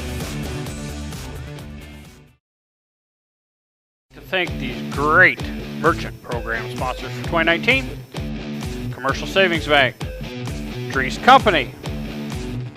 Raccoon Valley Electric Co-op. Mid-Iowa Insurance and Real Estate. Charlie Steakhouse. Southside Lounge. Carroll Dental Associates. AAA Seeds. Barron's Construction. Roselle Mutual Insurance. Johnston Communications.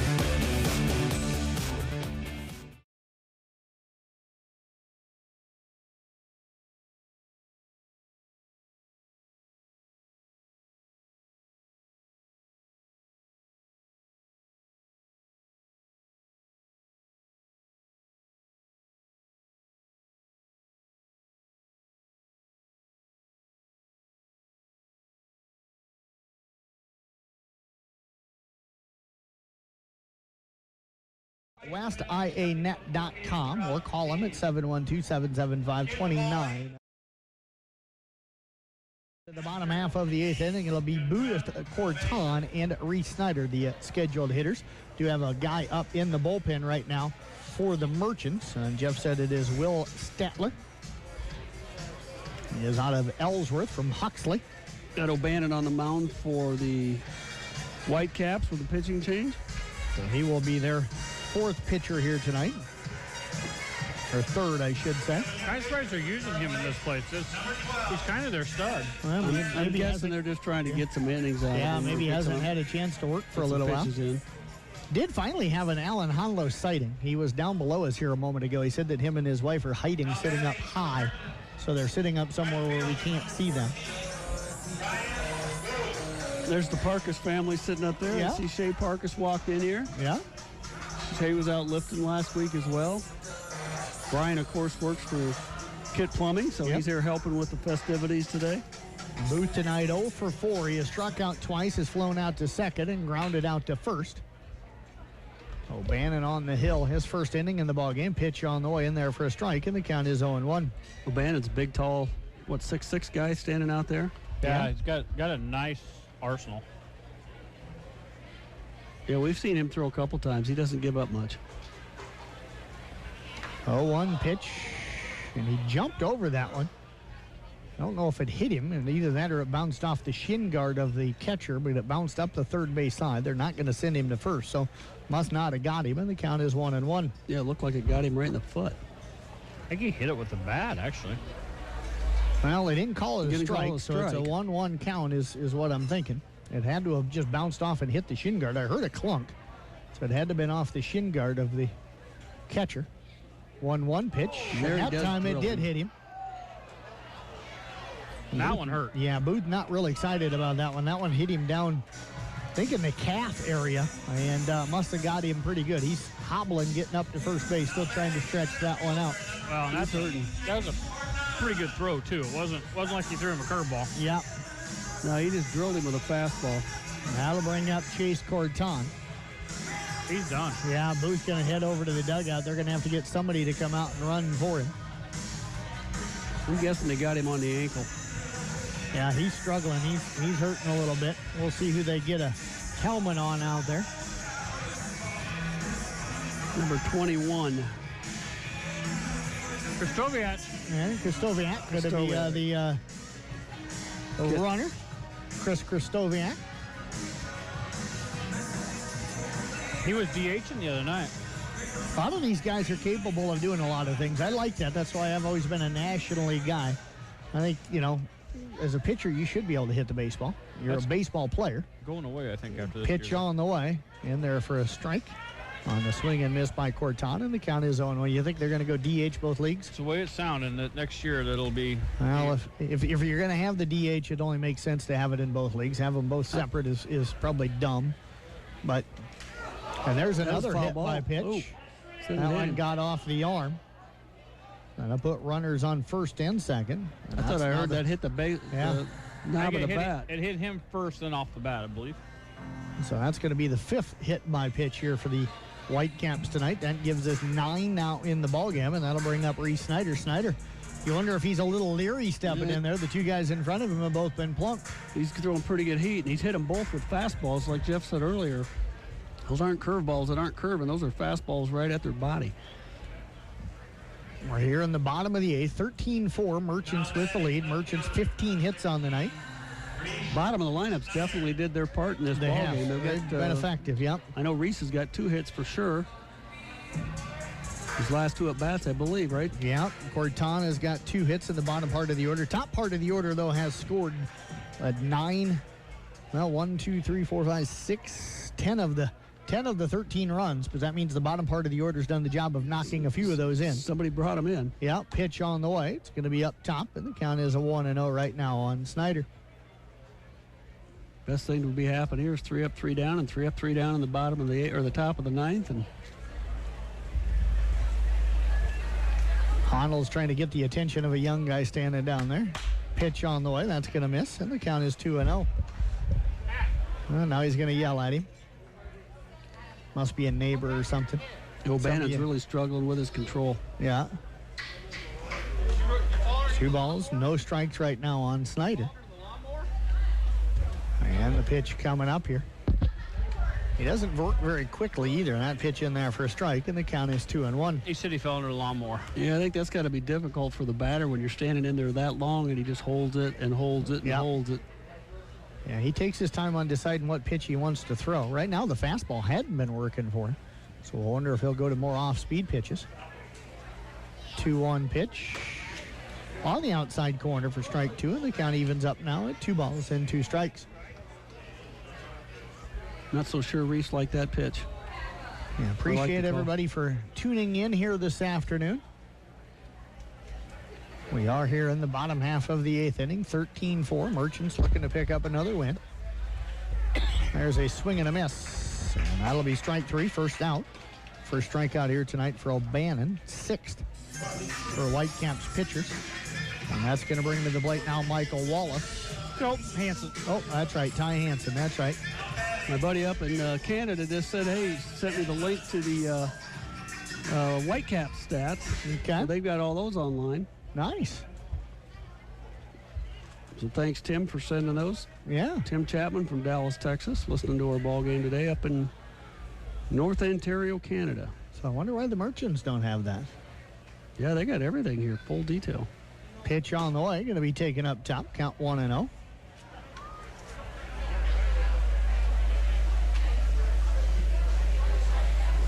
Don't know. Yeah. 1 ball, no strikes. Andrew Fay waiting on deck. Ironically, though, we don't have any pitching stats, or at least I'm not seeing for O'Bannon. A pitch in there for a strike, and the count runs to 1-1. Merchants have got runners on first and second here. 1 out. We're in the bottom half of the 8th inning. Crowd has gotten a little bit quiet here with this game seeming to be under control. Pitch on the way. And the count now 2 balls and 1 strike on Wallace. The other thing is when you start getting all these walks and hit by pitches, it kind of takes the crowd out of the game a little bit. Yep, they quiet down a little bit. Still a beautiful Sunday. Pitch on the way. That'll be taken low and away, and the count runs to 3-1. Looks like they have a guy just about warmed up down there. There's Alan Honlos' brother sitting over there now. He's back in the ball game. Okay.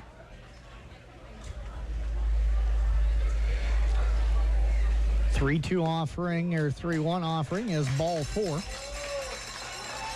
So the Merchants have loaded the bases without the benefit of a base hit. Yep, and that'll bring up Andrew Fay.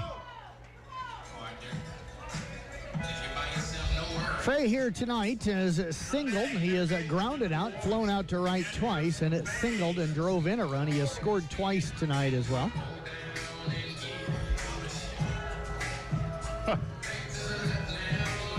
Looks like Stadler has found a young guy down there to play catch with, trying to stay loose. Stalder, you mean? Stalder, yep. He's down there warming up with a young guy. I see his grandparents sitting down here to the left. John and his wife from Jefferson. John used to work at American Home Shield with us. Okay. Many years ago. 0-1 pitch. Popped up. Foul out of play. And the count now, no balls and 2 strikes. Johnny Biter wanted me to give Tragan Biter a shout out, 13-3. So that's the same age as his son. Yeah, okay. Nick Supel waiting on deck right now for the Merchants. In a 9-inning game here today, we're in the bottom half of the 8th inning. Merchants have really been in control the whole game. Led it 5-0 at the end of the first. There's a chopper. The third baseman will scoop, bobbles the throw, not going to be in time, and a run will come in to score, and everybody's safe. Lost it in the exchange and didn't get the throw over there quick enough. Everybody's safe. So Ferry will reach on the air. That'll put Corton at third, Wallace at second, Fay on at first. And Nick Supel is coming to the plate. And Supel's had a hot bat today.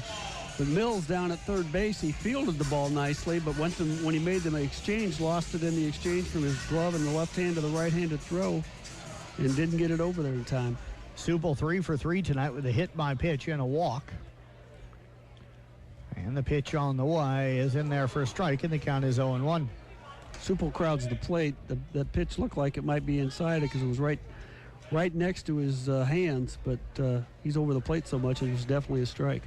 Yeah, that inside line has certainly been wiped away. Left-handed batter's box doesn't even exist anymore. Yeah, it's gone. 0-1 pitch on the way. That one's in there for a strike, and the count is no balls and 2 strikes. You can tell Supple not really happy with that call. Don't know what he had to argue, though. They look like good pitches to me. Yeah. You know, I tell you what, batters argue as far as walking away more today than they did 5 years ago. I'm surprised that there hasn't been a crackdown on that. 0-2 pitch. All these high school kids watch the Major League Baseball players do it. Now they're starting to emulate it, and I'm surprised that the high school umpires haven't cracked down on that a little bit. Well, it's tough. In high school umpiring, the situation's tough as well. As you know, Jeff, there's not a lot of people getting into that profession. No. And that's part of it. Yes. They don't want to take the abuse from parents and coaches and players. Yeah, 1-2 pitch. And it's going to impact the quality of the game because obviously umpires and good umpires are very much part of the game. Well, it's going to be impacting here soon our ability to even play the game because we're not going to have enough umpires, and you're going to have games getting postponed and canceled because there's no umpires available. Supple and the umpire have had a conversation this whole time, and it looked like it was just casual. They were talking about something. Yep, and I didn't. What he did wasn't wrong. I'm just saying at the high school level, I'm surprised. There's a ball to the backstop. Nobody going to try to score on that as it hit the backstop really hard and bounced right back to the catcher, Ward. Yeah, I'm just saying at the high school level because most of them at the high school level, you're not really allowed to kind of No, but I found it interesting that they're still having a conversation. They're chuckling, and so as long as you can keep it, it doesn't get lighthearted in a lot of these games. And you just wonder what they're having a conversation about out here after. And you got to remember, those guys are out there doing the best job you can. The only thing that makes it difficult for umpires sometimes is to get the guy that's a little bit more confident than he should be. Yep. And starts chirping back at the players and the coaches. The best thing you can do is just be quiet. And there's a walk and an RBI for Supple. That'll make it 15-4. Base is still loaded. Just a 1 out here in the inning, and Ben Berg will step to the plate. Remember, Berg, he hit a 3-run home run his last time up, so we'll see if maybe he can get his 8th RBI of the night with a grand slam home run here because there's no room to put him. The catcher just looked into the dugout and motioned something and shook his head and went back in there. So I don't know if they were trying to get him replaced or... Well, the guy that was down warming up is done. Pitch on the way. That one's going to be in the dirt, and the count is 1-0.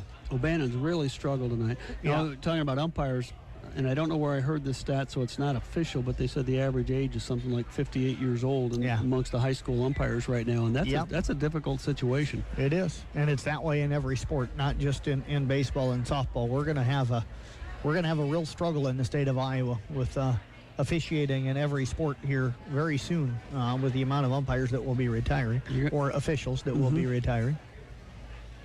1-0 pitch, chopper, and that's going to get up the middle, and that'll score 2 runs. The throw will be to the plate, but not in time, and it's now 17-4. Big day for Ben. That's about 7 RBIs, I believe. Yeah, 6 actually, 6? I think. Yep. 3, 2, and 1. You had 1 on the first hit? Nope. He had 1 on his second hit, and then 3 after that. So here was a 2 RBI single. So 10 runs for the Merchants in the last 2 innings here to really open this thing up to 17-4. And O'Bannon just really struggling to get an out. This could be a good matchup for us right here. Well, that'll bring up a Larkin. Larkin had a 3-run home run since then. He has walked, struck out, popped up to the second baseman and struck out. Pitch on the way, up and in, and the count is 1-0. And you got to wonder for O'Bannon, he's normally their closer guys. You don't see closers come in too often with their team down by 10. So you wonder if the focus and stuff is there where it needs to be for him right now. Different situation, one he's not used to. There's a swing and a miss, and the count is 1-1. They've got Larkin with curveballs the last 2 at-bats. They threw him a fastball in that first at-bat, and he hammered that out of the yard. But in his last 3 at-bats, he's struck out twice, I think. You got the book in front of you there, Jeff, but they've done it with curveballs. Yeah, now he that's gets going to hit him. again. Yeah, he struck out twice. They hit him again. Yeah, yep. Hit him again, so bases are backloaded. O'Bannon with his 3rd hit by pitch. Larkin picked the ball up and tossed it back to pitcher. It looked like O'Bannon almost said, sorry, man. The way Yeah. And that's going to bring up Tate Johnson. Tate will have batted. This is the third time he's batted since the 6th inning. And we're only in the 8th. Yeah, the Merchants have batted around now for the last 2 innings, so. See what they're going to do here. I don't know what they have for pitching. They did have, I thought, somebody warming up, and then they quit warming up, so they might be ready, but I don't know if they're even going to look to replace him. You got a game that's long been over. You know, why burn any more pitching when you're already... Well, you know they got troubles when they pitch their They're looking out to right field, so I think whoever's out in right field might be their next guy. The catcher was pointing out there. That'd be Young. I think they saw somebody over on the slow pitch fields they thought could pitch.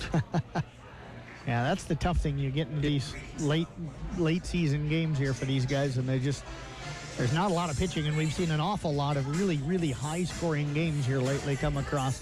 A lot of 20, 30 runs combined between the two teams. So. And it isn't because the guy had a small strike zone today either. I mean, he gave him plenty of opportunity to throw strikes. Yep.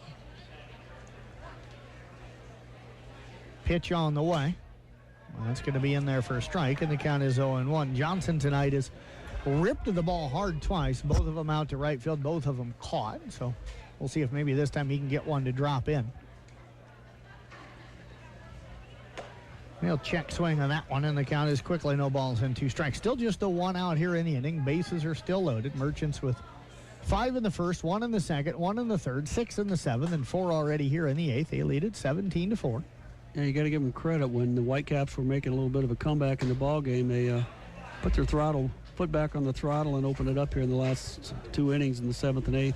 0-2 pitch misses. Count runs to 1 ball now and 2 strikes. Crowd sticking around though for the most part. Yeah. That pitch going to be taken outside. Count runs now to 2 balls and 2 strikes. We're nearing the 3-hour mark for this game.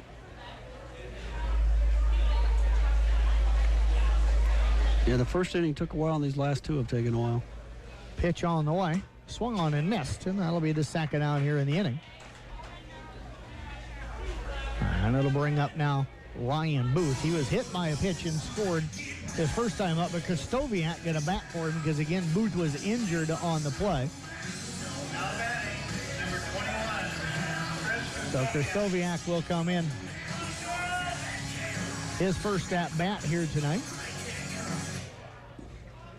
And remember, Booth took that one off of the ankle to start the inning. Pitch on the way, popped up, and that's going to be fouled back out of play, and the count is 0-1. Paul Fay, looks of that probably landed in the deck of my pickup. Paul Fay sent a message. Fay Larkin and the pitcher for the Whitecaps, Barker, all played together, so that's why Fay was joking with him down there, so that makes more sense. Thank you, Paul. Okay, thank you. Pitch on the way. In there, nope, that one's going to be low, and the count is 1-1. I thought I heard him say strike. Yeah, I didn't know if it was heated or not. I just there was they were joking. Yeah, there was a conversation earlier. So it was funny. That pitch is going to be wide, and again, it hits off of the backstop so hard that it bounces back toward the catcher, so nobody can advance. Well, and you're not going to see Cody send guys in this situation. He's going to hold it 17-4. He's not going to try to run it up.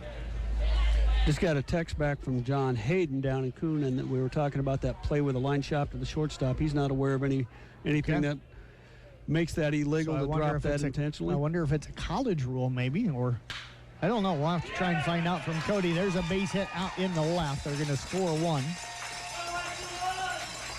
Kostoviak picks up the RBI. It's now 18-4. Bases remain loaded, and Corton will step to the plate. Second time up for him this inning. Well, it's been a tough inning for O'Bannon. He's given up 5 runs. The bases are still loaded, and he's still got an out to get. And I'll be honest with you, I've quit keeping his pitching stats. Yeah. And this has been a long inning for that young man. You know, it gets to one of those situations, you know you're struggling. Pretty soon you're just trying to throw a strike, and then you leave him over the plate. And now there is a hit by pitch. And that's the second time that he has hit Corton here in the inning. Those are just fastballs. He's just plain missing. So Berg comes in to score. Larkin moves down to third. Kostoviak now up to second. Corton on at first. And Reese Snyder going to step in. On the catcher again, Ward looking over at the dugout. He doesn't. I've given that look before. He cocked his head sideways and shook it like, really? You're not going to pull this poor guy. He's probably saying pitch. Maybe. Like I said, it's probably one of those situations where this one's out of hand already. They don't want to waste anybody else. No, but he can't find the plate tonight. No. He's hit 5 already in this inning. Pitch on the way. Almost 6. And there's going to be a ball inside to Snyder. The count is 1-0. Almost like he's steering it now. He's not throwing anymore. Yeah. He's trying to steer this, and it doesn't work good. You wonder if he's had any work for a while. 19-4. Pitch on the way. In there for a strike, and the count is 1-1. He likes working the corners, but at some point, when you're off as much as he is, you just got to start throwing the ball over the plate. Top of the 9th inning, it'll be 4, 5, and 6 due up for Storm Lake. There's a foul ball up against the backdrop here, and the count is 1-1. I don't think he has near the velocity that he did the last time I saw him pitch. No, it looks to me like he's pulled off of that and just trying to steer those pitches in there. He's just, he's so far off right now. He's just trying to do anything. 1-2 pitch. That's going to get to the backstop again for ball 2. Again, that's another pitch. How it didn't hit Reese, I don't know. He just managed to get out of the way. He just doesn't have it tonight. And you feel sorry for the young man because you do. When you don't have it, there's just nothing you can do. You try everything, but 12th batter of the inning right now for the Merchants. I don't know if I've seen anybody hit guys like this, though. I mean, he's so far off. Pitch on the way. There is a fly ball. That should be the third out of the inning. McCreary, the center fielder, will settle under it and help make the catch, and that is the final out here of the inning. Let me try to count up the stats here real quick. 1, 2, 3, 4, 5, 6 runs. They did that on 2 hits. There was 1 error. And they leave the bases loaded. So we'll to thank these great Merchant program sponsors for 2019. Commercial Savings Bank, Dries Company, Raccoon Valley Electric Co-op, Mid-Iowa Insurance and Real Estate, Charlie Steakhouse, Southside Lounge, Carroll Dental Associates, AAA Seeds, Barron's Construction, Roselle Mutual Insurance, Johnston Communications. The 2019 Merchant corporate sponsors are Sparky's One Stop, Anytime Fitness,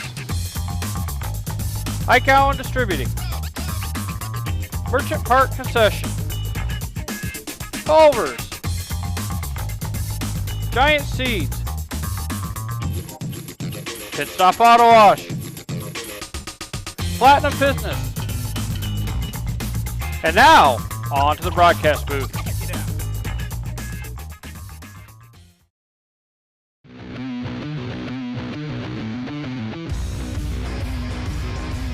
Smith Young Ward due up for the Whitecaps as we head here to the top of the 9th. 19-4. Yes, folks, you're hearing that right. 19-4 is our score here. Merchants on top. They have been cruising pretty much since the get-go here today. They've hung 6 spots on the board in each of the last 2 innings. The Whitecaps just no pitching left. Merchants need to get a better extra point kicker. You're going to do what? Well, you made the extra points.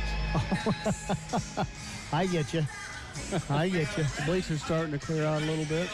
Yeah. There's still a lot of people, though, hanging out. Kids are throwing Frisbees down in the batting cages. And kids are going to hang around so they can run the bases and probably talk to the players afterwards. Stick around. Coach will be up here. Yeah. Stalder, the new pitcher for the Merchants.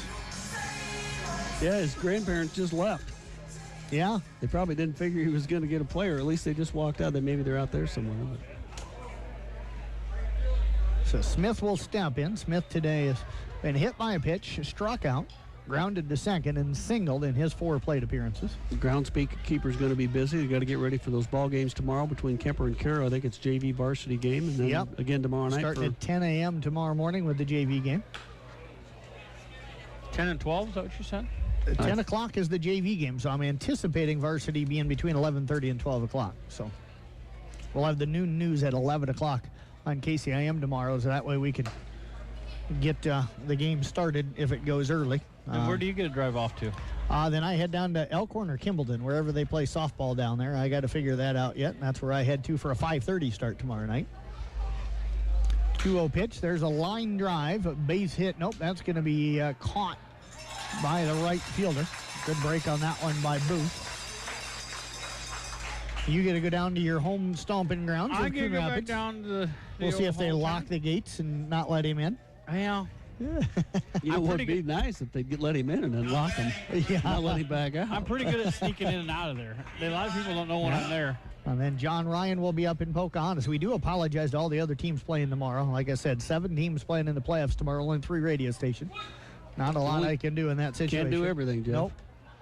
It bothers me, though. It does. You feel bad when you don't get to do playoff games for everybody. It was easier years ago. They didn't have everybody playing on the same night. 1-0 pitch. Well, then you're running out of broadcasters, so Yeah. we can't really even do Well, a I know. internet-only Had a lot more broadcast. teams, though, back then, probably. What's that? I said No, back I'm then. still covering the same amount of teams. No, I They mean, just, in yeah. terms of the number of teams in the area, though, because now a lot of them have combined. Yep. Pitch in the air for a strike, and the count is 2-1. Yeah, Honnold ready to retire from broadcasting. Lonnie's going to be coaching now, so I'm going to be hurting for announcers here soon. Pitch in there for a strike, and the count 2-2. I got a couple years left in me, but I'm going to start backing her down for I might have to retire when you do. I don't know when I don't know if I want to have to go out and find a whole new batch of local broadcasters to help me out. 2-2 pitch on the way. There is a foul ball out of play. Yeah, I'll be looking for something to do when Cal gets out of school. If you can hold on for 4 more years, Honnold, I got a replacement. Ooh. 3. 3 years. 3 years. Ooh, that's still tough. That's just one more year than a couple. I didn't say I was going to quit. I'm just slowing down. I'm going to semi. How do you get any slower? 2-2 pitch. By starting to say no once in a while. I'm going to have to start learning that word. Count runs to 3-2. I've tried not to do much with you during the regular season here this summer so that you'd be available for the postseason and rest it up. But you decided you wanted to do all these merchant games. He needs to start umpiring. No, that's not happening. The 3-2 pitch. Line drive, that's a base hit. He needs to coach volleyball here in a couple of years. There'd be way too many people getting booted if I'm umping. Yeah. He needs to get back on the volleyball bench here in a couple of years after Kenzie graduates. Too old. Retired. You're not that old. You're my age, dude. I'm retired. Yeah. We got a lot of programs around here needing volleyball coaches. Yeah. There's plenty of room for young people. Step up. Let's go. I'm your age. If you're too old, what's that? I've done my gig. You guys, these young people need to I step know. in there and do it. I'll help. I'll help them any way they want help, but I'm not going to be on the bench and travel all the time. Pitch on the way. Yeah, I'd lose you as a broadcaster, so that would hurt. But we're running out of baseball coaches, running out of softball coaches, running out of volleyball coaches. It's running out of basketball coaches. It's getting coaches, hard. umpires. I mean, everybody. Yeah. It's Something needs to change. Don't know what it's going to be, but something does. It's not going to be me, I can tell you that. There's a combination of reasons causing it. 1-0 pitch on the way. And the count runs now to 2 balls and no strikes. 19-4. Yep. 18 hits for the Merchants today. They've pounded the baseball. Pitch on the way. That one's going to miss. And the count If I'm is the quickly umpire on 3-0 that pitch, board. that's a strike. Yeah. When it's 19-4 and it's that close. Yeah. Yeah, you need to get them swinging at this point of the game.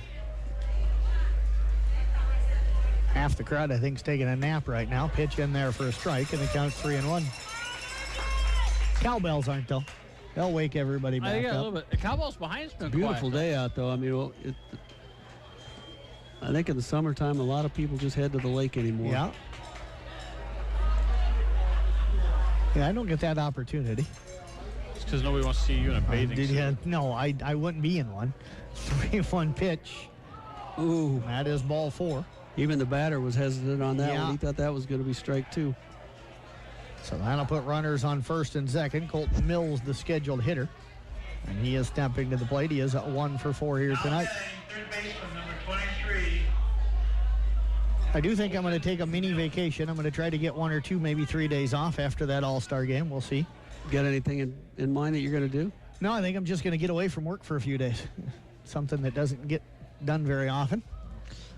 Yeah, you get in a lot of hours out there. Pitch in there for a strike, and the count is 0-1. Problem is I'll have baseball, football, and volleyball preseason interviews to do like 3-4 days after that ends because I got to get them in. So Yeah, I think we should have some decent football teams in the area. Should have some decent football, decent volleyball teams. Yeah, Jeff and I were just talking about that last night with Rhino and Robo. How about congrats to Kara Peter for her accomplishments this last week. We haven't brought that up in the broadcast, but made the all-tournament team in a national tournament. She's an All-American. Yeah, All-American. Made it All-American. And Kara, you're going to kind of come on, not this Tuesday, but the following Tuesday to Rewind.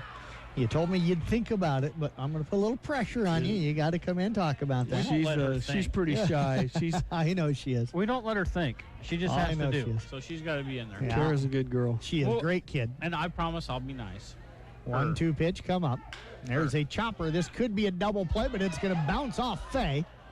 They're going to send the run in to score. Runner's going to be at first and second. Tough hop for the third baseman down there. Yep. But no, you knew, talk back to Kara, you knew when she was in about 5th or 6th grade, I saw her playing some tournaments, and you just knew the sky was the limit for that kid. And I know she won't be able to because of the hip surgery she's going to have after volleyball next year, but I still would have loved to have seen her play softball once because I heard how good she was as a young kid. I coached her, trust me. She could throw. Yeah, I would have loved to have seen her play softball just one time. I remember when we were up at Storm Lake, I'll never forget it. She was pitching. We were in a 10U game, and she was sitting out there throwing BBs, and she just made it look easy. Struck out 13 batters in a 5-inning game. Pitch to clear, misses downstairs. Count is 1-0. And we still almost got out-coached. But you were on the bench, right? Yeah, unfortunately.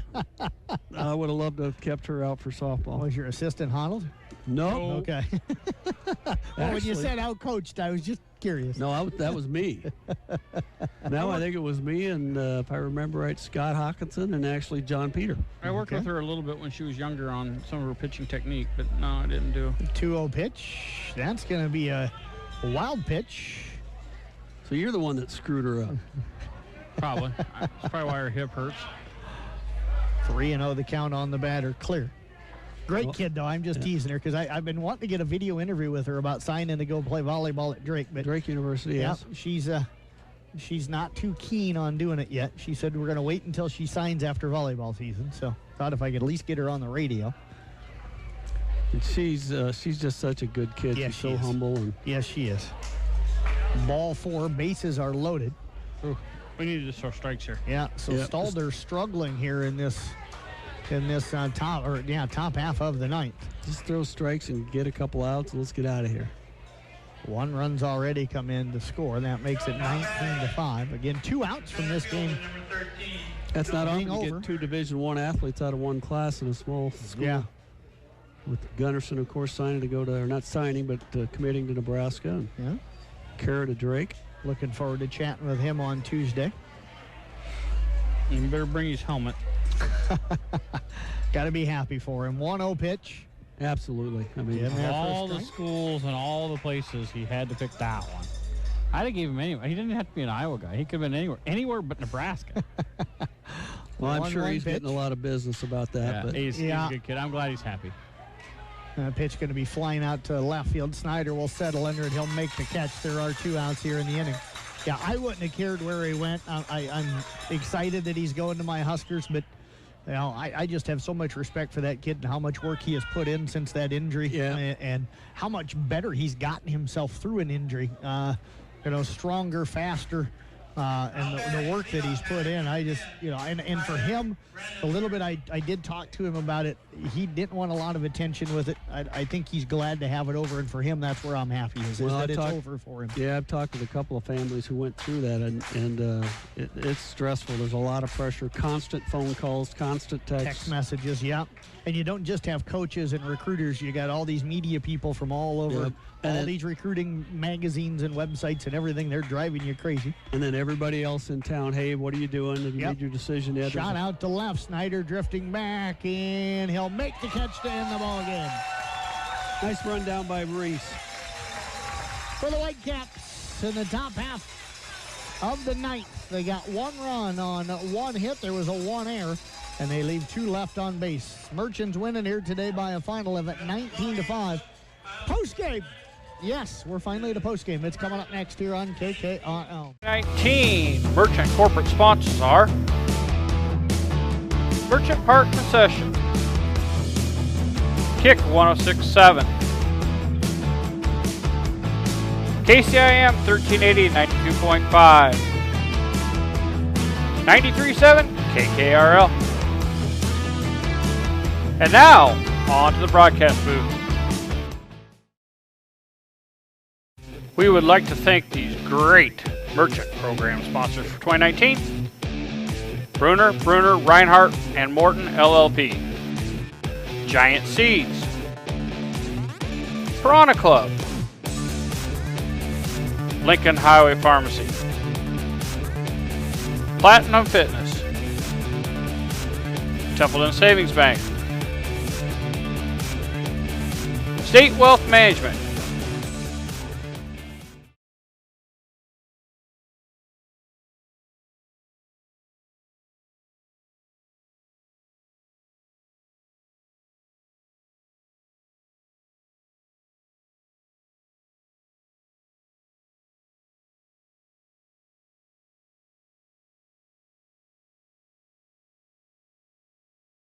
I'll always look forward to welcoming you. MC's Country Cafe. No gimmicks, just good food. Highway 30 East in Carroll, proud sponsor of the Carroll Merchant. I choose Stein because they are the leaders in innovation. It's a great team. The next 5 to 10 years are going to be extremely exciting around Stein Seed Company. I choose performance. Service. Results. I choose Stein because Stein has yield. True advocates. There's no questioning the dedication and passion these people have towards Stein, a company they choose to believe in. I'm Myron Stein, and I don't take this kind of commitment for granted. Truly appreciate their choice, and it's my hope that you choose Stein too. Hi, I'm Renee Schoen from Des Moines Area.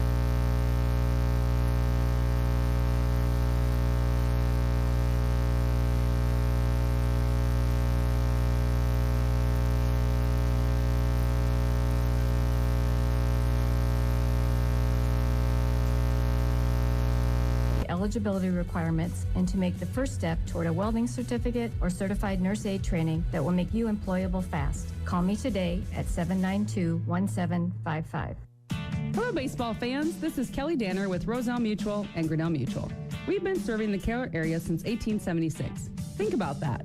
That's when players traveled by horse and buggy, before Babe Ruth was traded, and even before our beloved Cubs won their first World Series. There's been a lot of changes in the world. One thing that hasn't changed is Roselle Mutual's dedication and commitment to our customers. Give us a call at 792-4525 and let us help you with all your insurance needs. Go Merchants!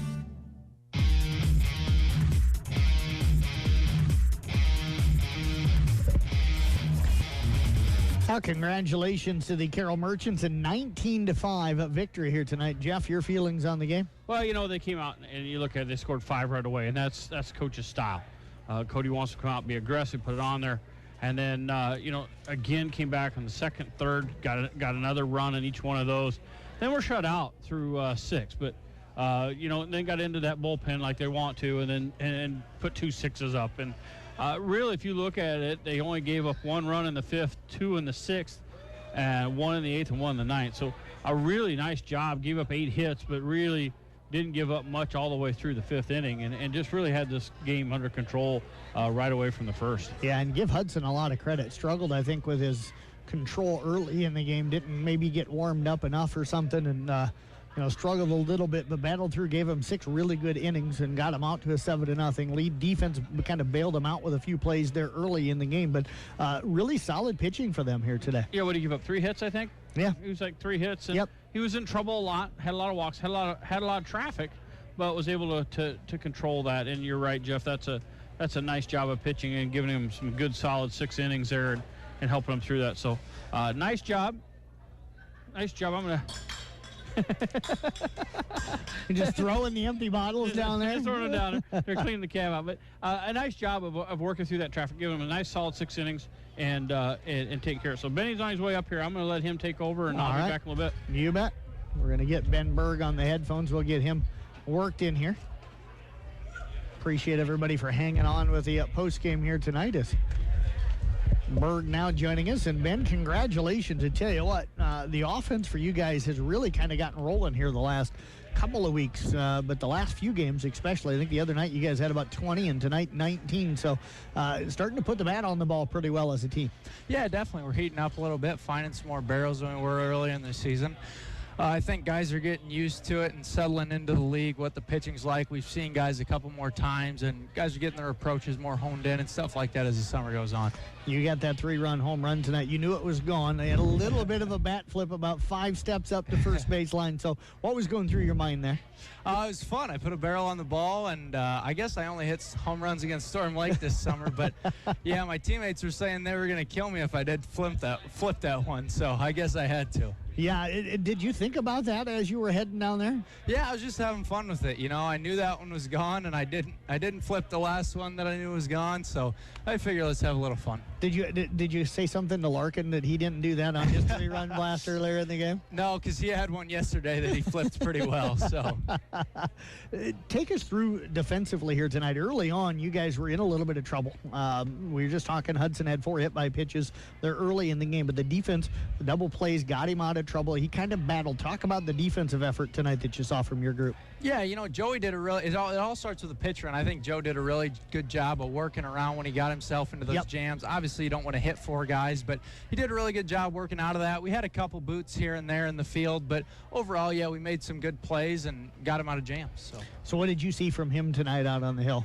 The fastball works pretty well. He didn't have much command of his off-speed stuff. It was a little slick out there with all the humidity, so kind of flying out of the hands sometimes. But overall, I thought he had a pretty good start. A couple of days off now, and then you guys, I think, go Wednesday, Thursday, Friday, Saturday, Sunday next week. So it's going to get busy again here. You're getting into that late part of the season. What's the mentality of this team right now? Just keep playing baseball, keep having fun. We're doing a pretty good job of it right now. So, yeah, just don't get frustrated with the ins and outs of the game every day. That stuff just happens. And, yeah, just keep having fun with it, playing some baseball in the nice weather. Well, I tell you what, Ben, congratulations. Big win for you guys here today. Thanks for coming up. Thanks, Jeff. Ben Berg again with the Carroll Merchants. I think we got Andrew Fay waiting, and we're going to get Andrew to head up here and hop on the headphones with us. We'll get him on the camera and get everything set up here tonight. Andrew Fay now joining us here on 93.7 KKRL. Andrew, congratulations. Good win for you guys here tonight. You had a really nice night at the plate. A couple of flyouts to right, even though you hit those balls hard. You feel like you're swinging the bat pretty well right now? Yeah, I'm pretty sure I am. Just need to get a few kinks out of it just to be more consistent. What adjustments have you been making at the plate lately? I've been dropping my back shoulder a lot. That's why I've been popping up so much. So I'm just trying to swing more down on the ball and just try to hit more line drives. Well, you know Wallace is going to get on base in front of you a lot of times. Are you looking to drive him in? Because you're also a speed guy. So when you get on base, you create some havoc out there. So what do you feel like your role is on this team? I'm really just like a get on base, let the other guys hit you in. Just mainly as singles, but every once in a while hit the gaps for a double or a triple or something like that. Favorite part of this park here as far as trying to drive the ball? Do you have a spot that you kind of usually find open that you like to try to place that ball? Definitely right center. Right center? Right center, right over the second baseman's head. That's where I like to hit it. Been able to do that much this year? A few times, yeah. I would like to do it a lot more. Take us through tonight here at the plate for you. How did you feel? They switched pitchers. I think they had three different guys. Did you feel like you were pretty comfortable against all 3 of them here? Definitely. None of them were throwing very hard at all. I was just got to keep my head on the ball more. Really not try to be in front of it because they were throwing a little bit slower, but yeah. Is that easy to do to make that adjustment? Depends on how hard the first pitcher is throwing. Like if they're throwing like 90 and then it goes down to like 80, it's a lot harder because instead of with the 90 guy, you have to start way earlier. Yep. And then it's just a whole different thing. Yeah, I got to try to hold everything back even though you're started. You guys who get Storm Lake, and I'm sure it's this way with a lot of the teams in the league, you guys see each other so often that there's a lot of kind of smiling and joking around between the 2 teams during the game. What kind of relationship do you build even with the opposing guys in this league? Oh, I think this league is just everybody likes playing everybody. It's always fun playing each other, especially when the game's not going one of your ways. You're always just joking around and stuff. So really, nobody's really mad when they lose or anything. Like, you're just out here to have fun anyways. Where do you feel like you've gotten better this summer? Because you're working to try and help yourself out in college next year. Where do you feel like you've improved? Definitely hitting, because in college I only had like 2 opposite field base hits, and most of my hits have been opposite field this time. Is that something that you've really focused on? Definitely. Like during the college season, I always stuck my butt out to hit it the opposite way, but now I'm just kind of keeping myself back and ripping it the other way. Dropping the hands a little bit more, right. Is that what you're doing? Right. Defensively played third tonight. How did you feel like things went for you? Pretty good, except for that one error in the last inning, but it didn't really faze me. We were already up by a bunch. It didn't really hurt anything. Yeah. What's been the difference with this team lately on offense? A lot of hits tonight, 19 runs. If I remember right, the other night you guys had about 20 or in the 20s for runs scored in that game on the road, too. So really starting to get things going here as July is kind of starting to roll on. Right. I think we're all just getting a lot more quality at bats. Like, we're stringing hits together. We're stealing more bases than we have. Just trying to get everybody in scoring position at any time possible, pretty much. How much did it help to get out to that 6-run lead there early on, or get those 6 hits and 5 runs in that first inning? It definitely helped. It put they weren't as up as they were in the first inning. Like, they kind of just shut up and just sat down a little bit. And this is a team that's given you guys some troubles this year. Right, yeah. It's good to get a good big win off of them. So, Andrew, talk a little bit about being here in Carroll. What have you learned about the Carroll community? Who you staying with? What's your family? And what are some of your fun things to do when you're not at the ballpark? I'm staying with Jen and Caleb Malik. They have 2 great kids, Adam and Addison. Just like a little brother and little sister to me. First experience with that, too. The community of Carroll is just outstanding. Like, there's a ton of people here at the games, at the home games. It's never boring at a home game at all. And then when I'm not at the ball field, I like to go fishing a lot. So, have you had any luck so far? You found a few good places to fish? Yeah, a few good places. I'm not going to tell anybody. No, you don't want to tell anybody. Absolutely. So what do you fish for when you're out there? Usually bass. Okay. What's the biggest one you've caught so far this summer? Probably a 4.5 pounder. 4.5 pounder? Yeah. Do you want to tell us on what, or you want to keep that a secret as well? I'm a fisherman, so I know how it is. I know how it is. Well, I tell you what, congratulations on a big win here today. Thanks very much for joining us. Thank you. You bet. Andrew Fay joining us here. We're going to step away, take a break. We're going to come back. We're going to see if Coach Cody Williams is going to make his way up here. We'll be back with that post-game interview coming up next for you right here on 93.7 KKRL. Burgers and brats on the grill, a cold drink in your hand, and a ballpark full of your friends and fellow baseball fans. There's no better way to spend a summer afternoon or evening than at Merchants Park.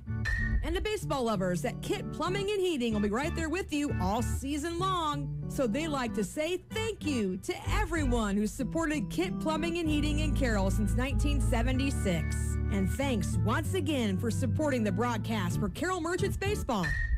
Take me out of my old ride. The bumpers are rusty. The window is cracked. I don't care if it never comes back. Hey, Kyle Bauer here from New Way Ford. Driving a car you hate is a real hit or miss. With my perfect payment program, you could hit a home run in a nicer, newer car. You hate your car? Strike 1. Payments foul? Strike 2. Repair bills out of left field? Strike 3. It's out of here. But hurry, this game's over once we help the first 23 people. Quit warming the bench in your old ride. I'm New Way Ford, your dealer for the people. See all the cars at newwayford.com.